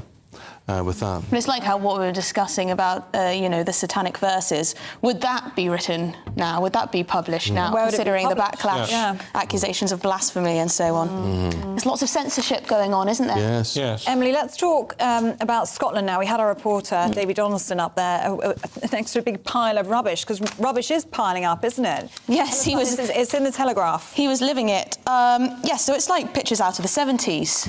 had I been there, from what I've seen anyway. The bins are piling high. Strike action. Apparently it's a 12-day strike, and they're only 5 days in, and already the bins are stinking and covering Edinburgh. And of course, this is a bit of a humiliation, as the opposition up in Scotland have called it, considering it is the Edinburgh Fringe, which I've never been to, but apparently is a massive event up there. And so Sturgeon has offered a 5% pay offer for local government workers. But, of course, that is not enough to keep up with rising costs. So the walkout continues. Well, it's not a good look, is it, for tourists who are going up there? Not a good smell either, I would have thought. No, I remember working in the music business back in 1979, the Winter of Discontent. And I was running, at the time, I was running a record shop in Leicester Square. And Leicester Square, the centre of Leicester Square, was completely covered with rubbish bags up to, I don't know how high they went, but I mean, it was just absolutely disgusting. You could smell it from miles away from coming from Charing Cross. Yeah, apparently people are being told to keep their bins in the garden if at all possible. Listen, I worked as part of a film project. I worked for 2 weeks as a refuge collector in Belfast, and I'll tell you, people are filthy. People are filthy. It's the idea that our refuge workers have to go around and clear up this mess, and I could not even begin to tell you what is involved, but we should all be, I mean, I'm the sort of person, my parents told me you can never throw anything out of a car. Sometimes they'd agree to an apple core, something because they say a fox will eat that or a bird will eat that or whatever. But I would never think of discarding my rubbish, whereas other people think, oh, we'll just dump that mattress round the back of the house in an entry or whatever. But a lot of people have got to take responsibility for their filth. May I just say one thing on a political point, is that, of course, Sturgeon has her big plan to have a referendum next year, which is Westminster's call, but she's pushing and pushing. Fewer and fewer Scots, apparently, are keen on this idea. And this may well be another thing that makes them think, actually, there are other priorities. OK. Guys, got to say goodbye to you two. Really appreciate what you've had to say today, Norman and Emily. So Emily talking about filth there, and we continue that conversation because during the first wave of the pandemic, over 5 million people in this country took from working from home, but they weren't always working. They were working on watching quite a lot of porn, which became an addiction. Numbers of people who are addicted to porn have doubled in the past 3 years. Yes, the Laurel Centre in London, which is the largest sex and porn addiction clinic in the country, says it is now treating some remote workers who watch up to 14 hours of porn a day. Well, addiction therapist from the Laurel Centre, Dr. Paula Hall, joins us now. Dr. Paula Hall, this is really quite remarkable. I mean, double the amount of people addicted to porn than in 2019. What has happened? To be honest, the figures have been increasing year on year on year. This isn't something that's just happened since the pandemic, but undoubtedly the working from home has given a much greater level of accessibility, of course. And also for many people, their usual coping strategies weren't available to them in lockdown. You couldn't go out, you couldn't see friends, you didn't have your normal kind of exercise, that kind of thing. We couldn't even do that. So it's perhaps not surprising that we've seen a particular peak. But to be honest, with the cost of living crisis, I don't think that those figures are going to go down because, again, we're going to have problems with people being able to access the normal ways that we need to relax. You say to relax, Doctor. Is it a form of relax? Is it a form of stimulation? Because, I mean, when Ellie was talking about 14 hours a day, I can understand people getting their kicks from this. I can understand them orgasming or whatever they're going to do. But then how do you keep that up for 14 hours? Explain this addiction to us. I can understand, you know, you get in your fix, you see what you see, but then why would you keep on looking at it for most of the day? That is a really, really important question. And I think that it also really drills down to what the difference is between somebody who might be addicted to porn and sexual acting out as opposed to someone where it's just for recreation. If I can use a food metaphor, if you're hungry, if it comes from appetite, you're going to sit down, you're going to eat a meal, you're going to enjoy it. But we know that some people just use food for comfort.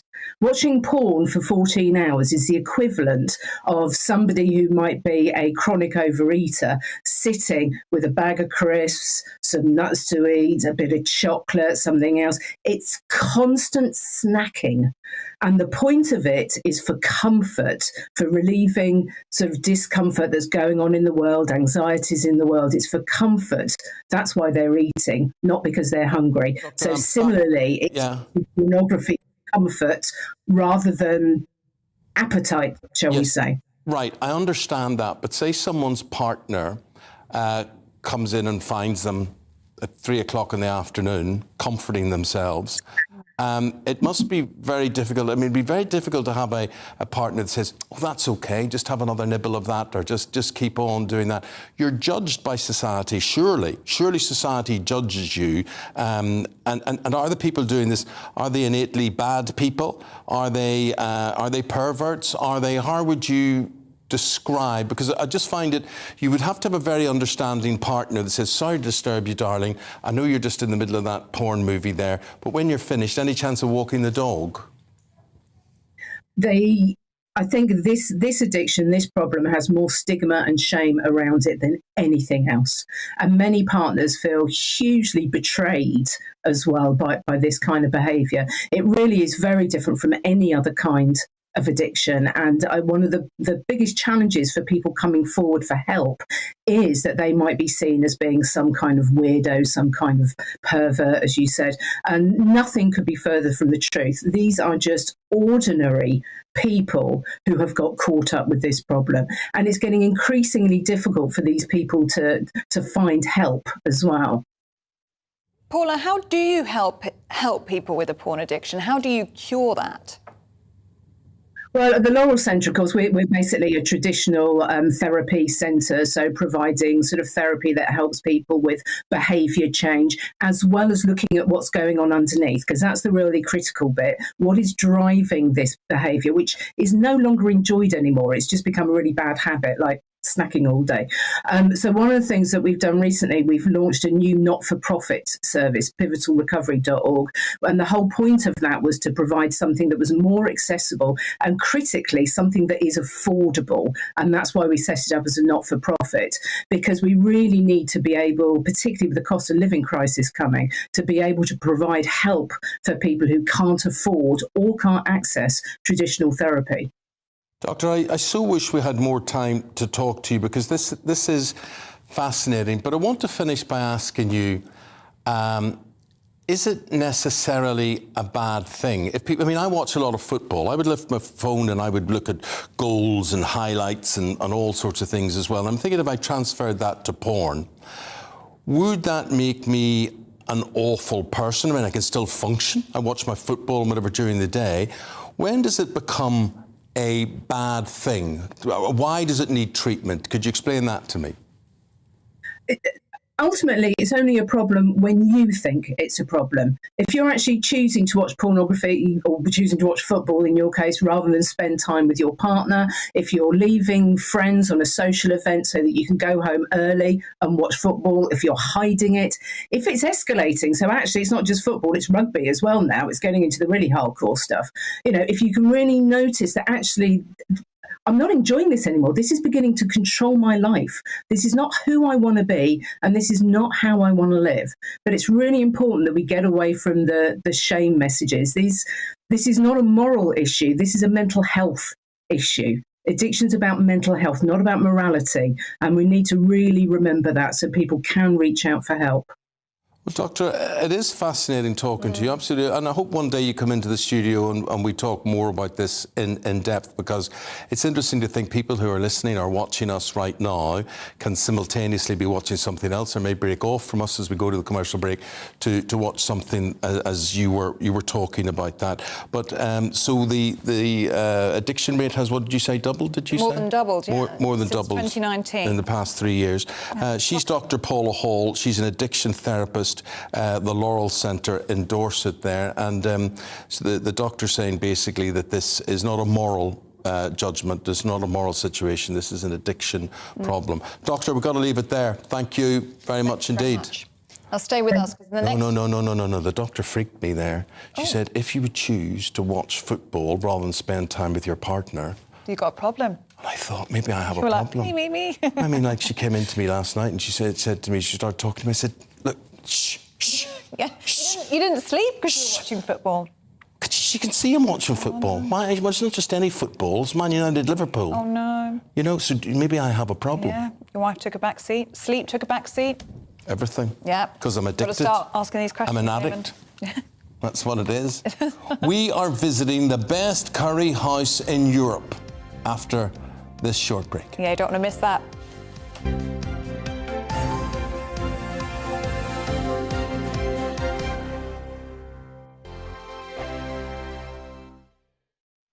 Join my show Farage, 7 p.m. till 8 p.m. Monday through Thursday. And there you will get opinion, analysis, debate, and I'll cover stories that nobody else dares to touch. You've been cancelled. Join the club. Oh my goodness me. And then for the last 15 minutes, talking pints. We're over a drink. We have a civilised conversation with someone. We very often disagree, but we do it in a grown-up way. Come and join me on Farage.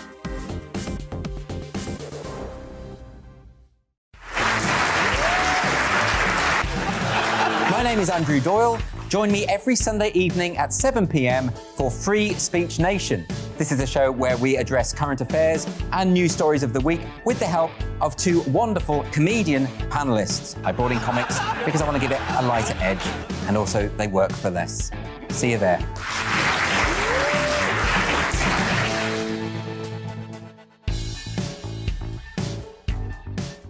Hi there, it's Stephen and Anne. At breakfast from 6 a.m, you'll always be caught up with everything you need to know, the latest headlines, opinions and debates. We'll bring you the good news and the bad, but most of all, we're here for you. Remember, send in your views and let us know what you would like us to talk about. That's because we're your news channel. And every morning at 6 a.m, it's breakfast on GB News. I'm Dan Wootton. Join me Monday to Thursday from 9 to 11 for the feistiest and most fun news debate on TV, where free speech reigns. I'll bring you a sharp take on the day's biggest stories, bombshell newsmaker interviews, and A-list guests. And I guarantee you, no spin, no bias, no censorship, and no reason to go to bed. That's Dan Wootton Tonight, Monday to Thursdays from 9 on GB News.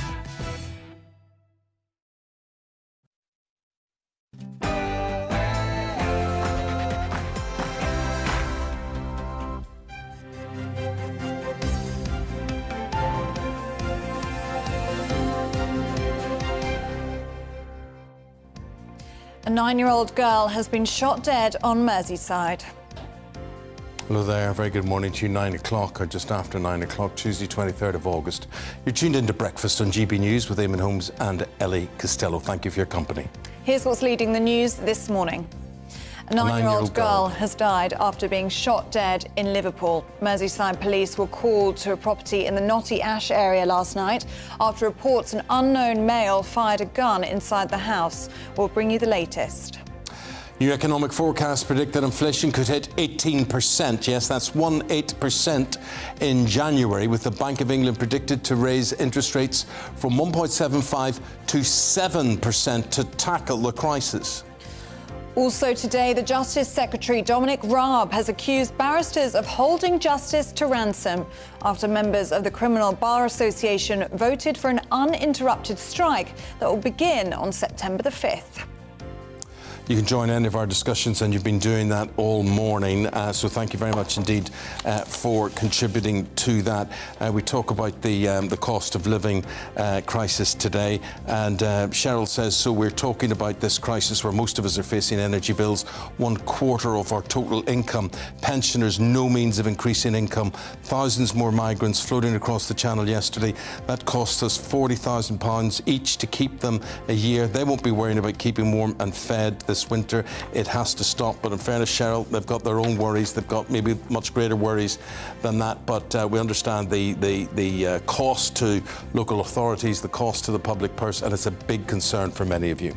Yep, John is concerned about interest rates. He says this supplier-led inflation. You explained to me, Bank of England, how raising interest rates helps in any way whatsoever. This is directly going to raise thousands of mortgages and subsequently rents. It will do nothing except put people into debt. Leading the news this morning, a schoolgirl's been shot dead in her home in Liverpool after a violent attack. The 9-year-old child was inside her house in Notty Ash last night when a man reportedly burst into the property and then fired a number of shots. Well, our reporter Sophie Reaper is in Liverpool for us this morning. Sophie, good morning. And what is the latest there? Good morning. As you say, police were called at around 10 p.m. last night to this area behind me after reports that a man had fired a gun inside one of the properties. When they arrived at the scene, they found a 9-year-old girl with a gunshot wound to her chest. She was rushed to hospital, but sadly later died from her injuries. They've also told us that a man had a gunshot wound to his body and a woman also had a gunshot wound to her hand from the incident. Now, Merseyside police have said a murder investigation has been launched as a result of the incident. They've said that CCTV, house-to-house and forensic inquiries are all now underway. In a statement, Assistant Chief Constable Jenny Sims said, "Our thoughts and condolences go to her family and friends at this very difficult time. No parent should ever have to suffer the loss of a child in these dreadful circumstances. This crime is abhorrent and our communities must come forward and tell us who is responsible. We are carrying out a number of lines of inquiry as a matter of urgency and would ask for dashcam, CCTV or mobile phone footage from anyone who lives, works or was visiting the area of Kings Heath Avenue last night." And speaking to some of the local residents this morning, they've told us that this is a very tight-knit community here in Notty Ash and that they will do what it takes to find the culprit. There's a press conference this morning, at 11 a.m, so we'll bring you updates live from there a little bit later on. Sophie, thank you very much indeed. Very sad story there. On the economic front this morning, new forecasts have revealed that inflation could hit 18% by January next year, with warnings that the Bank of England could be forced to raise your interest rates from 1.75%, where they are at the moment, to as high as 7%. Well, let's speak now to Conservative MP and Chair of the Education Select Committee, Robert Halfon, who is backing Rishi Sunak for leader. Good morning to you, Robert. Let's start with getting your reaction to that news this morning, that inflation could hit 18.6% in early 2023. It's really shocking news, isn't it? Well, it's grim, and my constituents in Harlow are struggling. You know, I met a lady in a cafe. She's working 7 days a week because she can't afford to pay her bills otherwise. She's not seeing her family. A huge impact on her life. Millions of people are struggling all over the country, and that's why one of the core reasons why I'm supporting Rishi Sunak, because we have to deal with the debt. 85 billion of debt interest to pay alone over the coming year, £2 trillion in debt overall. We have to cut inflation, because if it ever keeps rising, all that happens is that our prices go up in the shops and people will struggle even further. We've also got significant public spending pressures on health, on education, on transport, on defence. So we need to deal with all these things before we have a programme of tax cuts for big business. And Rishi Sunak has said that he will cut the debt, cut inflation, deal with the cost of living, because we will need a huge intervention, whoever becomes Prime Minister, and then later on introduce income tax cuts as soon as the economy allows. Feel, Robert, that Rishi Sunak has got a better grip on this, bearing in mind his previous incarnation as Chancellor, than Liz Truss would? Well, I'm not going to speak for what Liz Truss's capabilities are. Of course, she's an experienced politician and has served many posts in government. But the core reason why I'm supporting Rishi Sunak is he's trusted when times are tough. And I saw that with the furlough scheme. He saved thousands of my Harlow constituents from destitution, millions of people across the country, saved millions of businesses. But I also believe he's trusted on the cost of living. When he was Chancellor just a few weeks ago, he introduced a £37 billion package. That means £1,200 to 8 million vulnerable families across the United Kingdom, £400 energy rebates, a 5p fuel duty cut, a national insurance tax cut for 70% of households. And he's shown that when it's needed, he will introduce that cost of living package. He said that if he becomes Prime Minister, there will be a further intervention. That will be vital. So on the cost of living, on cutting inflation, on cutting debt, I think Rishi Sunak has the right ideas for the country. So you're backing Rishi Sunak, who has this morning said that Liz Truss is avoiding scrutiny of her, he says, dangerous plans to tackle the cost of living crisis. He says her sums do not add up and it's a mystery what this emergency budget will be. It's now being called a fiscal event. So if Liz Truss is a mystery, according to Rishi Sunak, what does he have on the table? What promises has he made you about what he's going to do with the economy? Well, he said that he's going to have a programme of investment, of innovation, but primarily cutting the debt, which means that we can make sure that interest rates don't keep rising. We're going to cut inflation. That's the biggest enemy of the cost of living. And I'm chair of the Education Committee in Parliament. And one of the core reasons also why I support Rishi Sunak is because of his plans for education and skills to improve our productivity. He wants to introduce a British baccalaureate, which would widen the choice at post-16, where people would do a wider variety of subjects, including vocational, technical and maths and English, not just narrow at A levels. He wants more free schools, which those free schools have been very successful.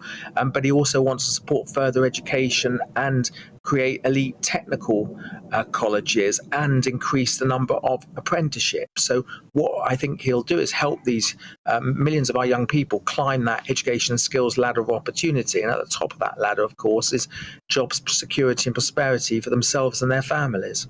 Robert, what you've just described and what Mr Sunak's aims would be sound very, very in line with what the Tony Blair Institute are proposing. I don't know if you've seen this. Tony Blair's writing in the Daily Telegraph today, and basically his institute is calling for GCSEs and A-levels to be scrapped because they leave children poorly prepared for work. So he also talks about that qualifications do far too little to meet the needs of modern work, and that employers are increasingly disgruntled by what they are seeing. So it doesn't sound as if you're miles apart there in aspiration and in changing things. My own select committee, the Education Committee in Parliament, is doing an inquiry into this very subject. And 2 years ago, I made a speech saying we do need to look at GCSE and A-levels. I have some sympathy for what Tony Blair has been saying. I believe for a long time that our curriculum doesn't do enough to prepare students for the world of work. I think there is a debate about GCSEs. I do think there needs to be some kind of assessment exams at 16, but post-16 in terms of what we do now, where we allow students to narrow just to 3 or 4 subjects, I think is wrong in this day and age. And I've been to schools where they teach the international baccalaureate. These schools are very successful. The students go to university or to further education or get good jobs. They do a much wider curriculum, which includes maths and English all the way through, which I think is essential. But it also includes vocational, technical and skills-based learning like careers education, financial education. And I do think we need to look at our curriculum. I think our curriculum has stayed static for many, many years, is very traditional. And I think Blair is right to put those ideas out there, similar to what the Times Education Commission has been proposing. I was a member of that commission, and a lot of those measures I supported. And I do think what the Times have done, what Tony Blair has done and others, is spark a debate about how best we prepare our students for the 21st century. We know that, according to some studies, that 28% of jobs currently done by young people could be lost to automation by 2030. So we do need to look at a curriculum. We do need more skills and technical and vocational education. And I hope what Tony Blair has done will carry on that debate, and that whoever becomes Education Secretary will look at these ideas and think, actually, perhaps we do need a change. Robert, we're looking at a spiralling crisis here in the country. We're talking about inflation at 18% at the start of next year. We're talking about an interest rates hike, energy bills through the roof. I mean, at this point, Rishi Sunak is lagging 32 points behind Liz Truss. We still have another 2 weeks to go of hustings and campaignings. Is that right, or is it more the right thing for him to do, just to step back in the race now? Well, polls come and polls go, and there have been polls of Conservative councillors which show that Rishi Sunak and Liz Truss are level pegging. I think it's right that Rishi Sunak is given that time to set out his programme for the country of cutting debt, cutting inflation, having a future programme of income tax cuts, of skills and education, which we've just discussed. The members are still voting. Many members have not yet voted. We're choosing the next Prime Minister of our country. It's just less than 2 weeks to go. It's vital that both candidates go to all corners of the United Kingdom, debate with the media, and so that they're properly scrutinised, so we ensure that we get the best candidate as for Prime Minister at the beginning of September. Robert Halfon MP wishes that candidate to be Rishi Sunak. He's ready for Rishi is the membership. That is the question. Robert, appreciate your time this morning. He's the MP for Harlow and he's the chair of the Education Committee. We'll say goodbye to you. Thank you very much. It's 14 minutes past 9. Let's bring you up to date. Police in Liverpool are investigating the murder of a 9-year-old girl who was fatally shot in the city last night. Officers attended a house on Kings Heath Avenue in Nottingham after reports that a man fired a gun. 2 others, a man and a woman, are in hospital with gunshot injuries. The Justice Secretary, Dominic Raab, is accusing striking barristers of holding justice to ransom. Criminal barristers in England and Wales will stage an indefinite and an uninterrupted strike next month. They're demanding better pay and legal aid funding. The Duke and Duchess of Cambridge are relocating their family to Windsor. William and Kate will set up home in Adelaide Cottage in Windsor's Home Park, and their children, Prince George, Princess Charlotte and Prince Louis, will all start at the same school, Lambrook School, near Ascot, in September.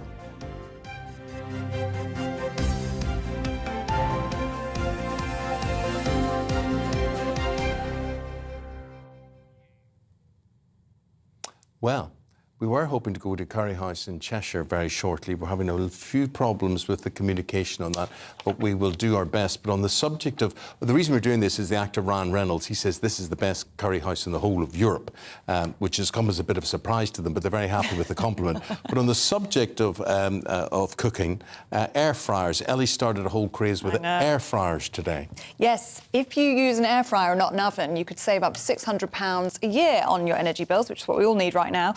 And Iceland are backing this campaign. They're going to be selling air fryers really cheaply, and they're also going to have instructions on their food, aren't they, on how to cook it in an air fryer in a way to help save people money. I think that's the major shift. They're actually encouraging, when you get microwave instructions or oven instructions on the back of certain products, they're basically going to direct you towards air fryers because of the money this will save, how efficient this is going to be, and they see it as part of a contribution they are making to the whole cost of living crisis by re-educating us, in this case, into the benefits of air fryers, which Ellie tells me is a whole revelation in her world. It's fantastic. Half the time, half the energy. Well, Sandy really enjoyed that interview. She said, well, after listening to Richard Walker of Iceland, he spoke a lot of sense. I'm certainly going to be making an effort to shop at Iceland. And Tony says, I have 2 air fryers. Well, good for you, Tony. 2? Oh, I need 2, the way I was going on last night. Is that like a big one and a small one, or are they small? Well, I suppose then you could do a bit of everything, couldn't you? So you put half a chicken in one and half a chicken in the other? No, or you do the chicken in one and the chips in one. Is it big enough to hold a chicken? Yeah. Yes? Eamonn, we need to get you one now, honestly. I'm going to convert you.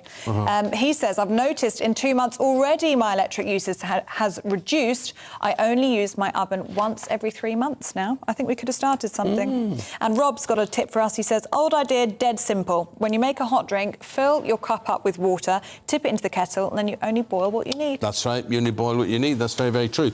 Now, we're going to a break, and we're talking about the migrant crisis. And normally we feature on the migrants who cross the channel in dinghies. But that problem of migrants illegally boarding container lorries and smuggling themselves into the country still exists, and it hasn't gone away. And we've got exclusive footage just showing you how bad the situation is right after this.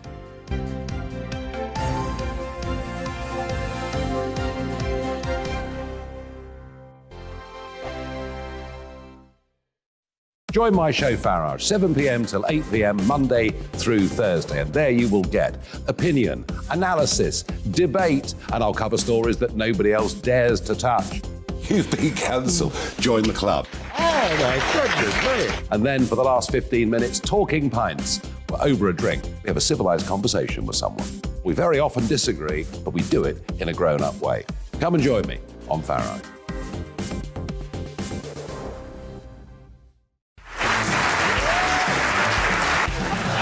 My name is Andrew Doyle. Join me every Sunday evening at 7 p.m. for Free Speech Nation.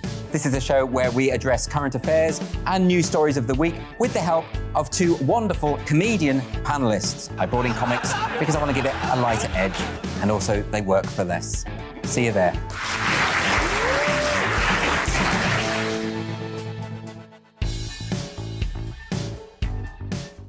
Hi there, it's Stephen and Anne.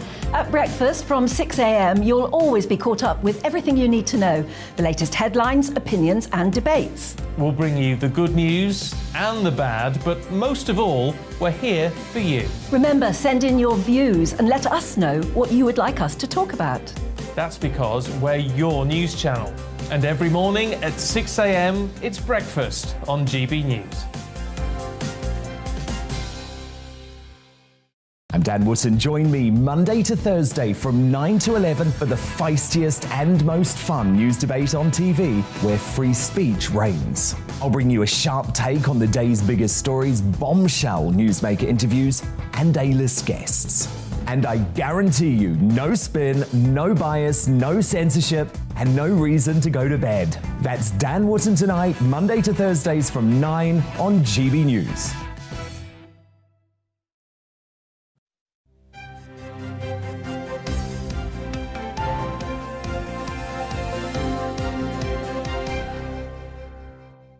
Our Home Affairs editor, Mark White, joins us in the studio now because one of the things we're going to talk about is the record for the number of Channel migrants crossing in a single day this year has been broken, well and truly broken. Tell us by how much, Mark? The number crossing yesterday was 1,295, just almost 1,300 on a single day. It's unimaginable, really. The biggest total so far this year was reached at the beginning of this month, on the 1st of August, when 696 crossed so that's on a single day.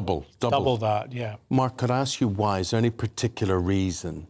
We didn't have any crossings over the weekend because the weather conditions weren't great, so effectively they pile up at the other end. They're arriving every day. They come up from the Mediterranean into southern Europe and make their way up, many of them wanting to get to northwestern France and across to the UK. Yeah. So if there's a hold-up because of the weather, lots gather there. Now, this may sound very simplistic for me, but I would have thought authorities, either on the French side or the British side, have got drones or have got some sort of eyes in the sky where they can see where these build-ups are happening, and I assume they just can't land on any piece of coastline in the UK. They've got to go to areas where they can beach their craft. And for instance, surely it's not the hardest thing in the world to predict what's going to happen. It is surprisingly difficult, Eamonn, because there are hundreds of square miles of dunes, more than 60 miles in length of coastline where these small boats can come off.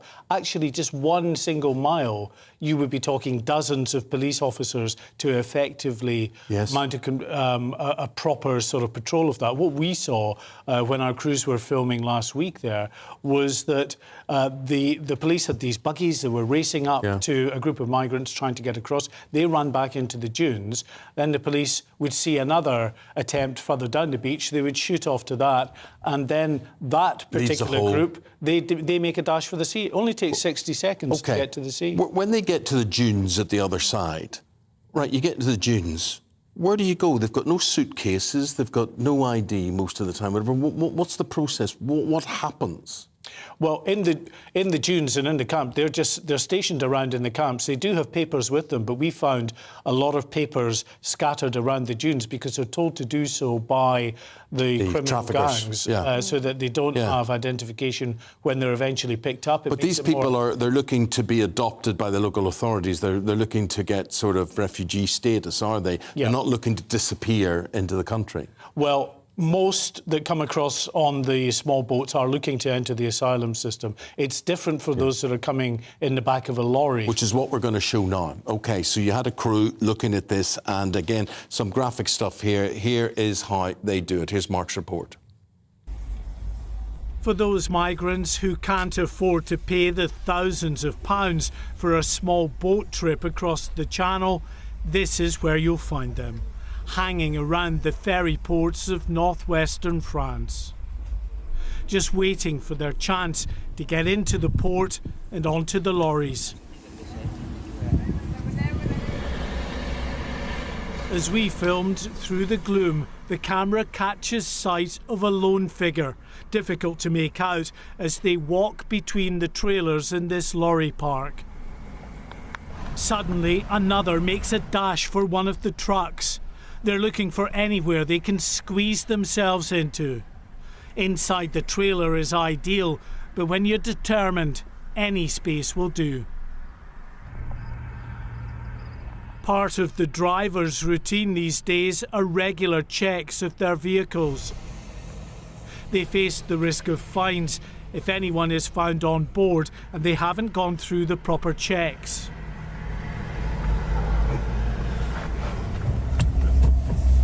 This group of migrants have been searching for anything they can find to help them scale the perimeter fence.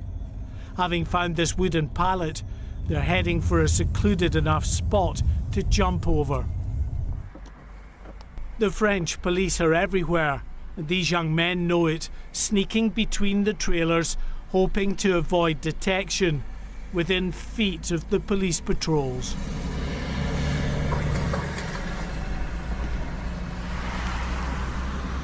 Time and again, this migrant tried to jump onto lorries as they headed off to the port, disappearing out of view as this police van arrives.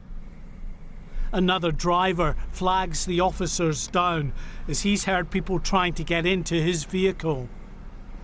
He thinks they may have been on the roof. Migrants will often cut through the canvas on top to get into the trailer.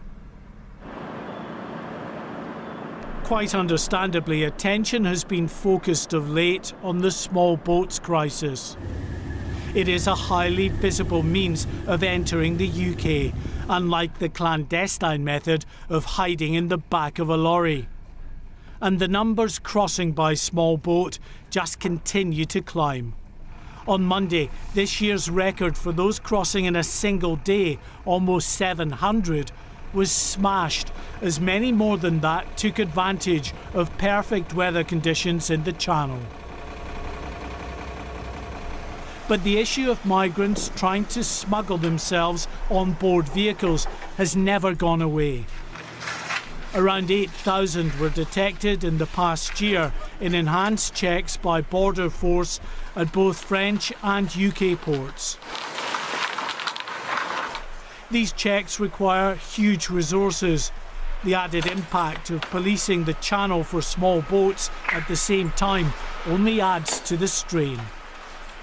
And although we know about those detected inside lorries at ports, there are no estimates for the number who've managed to get through.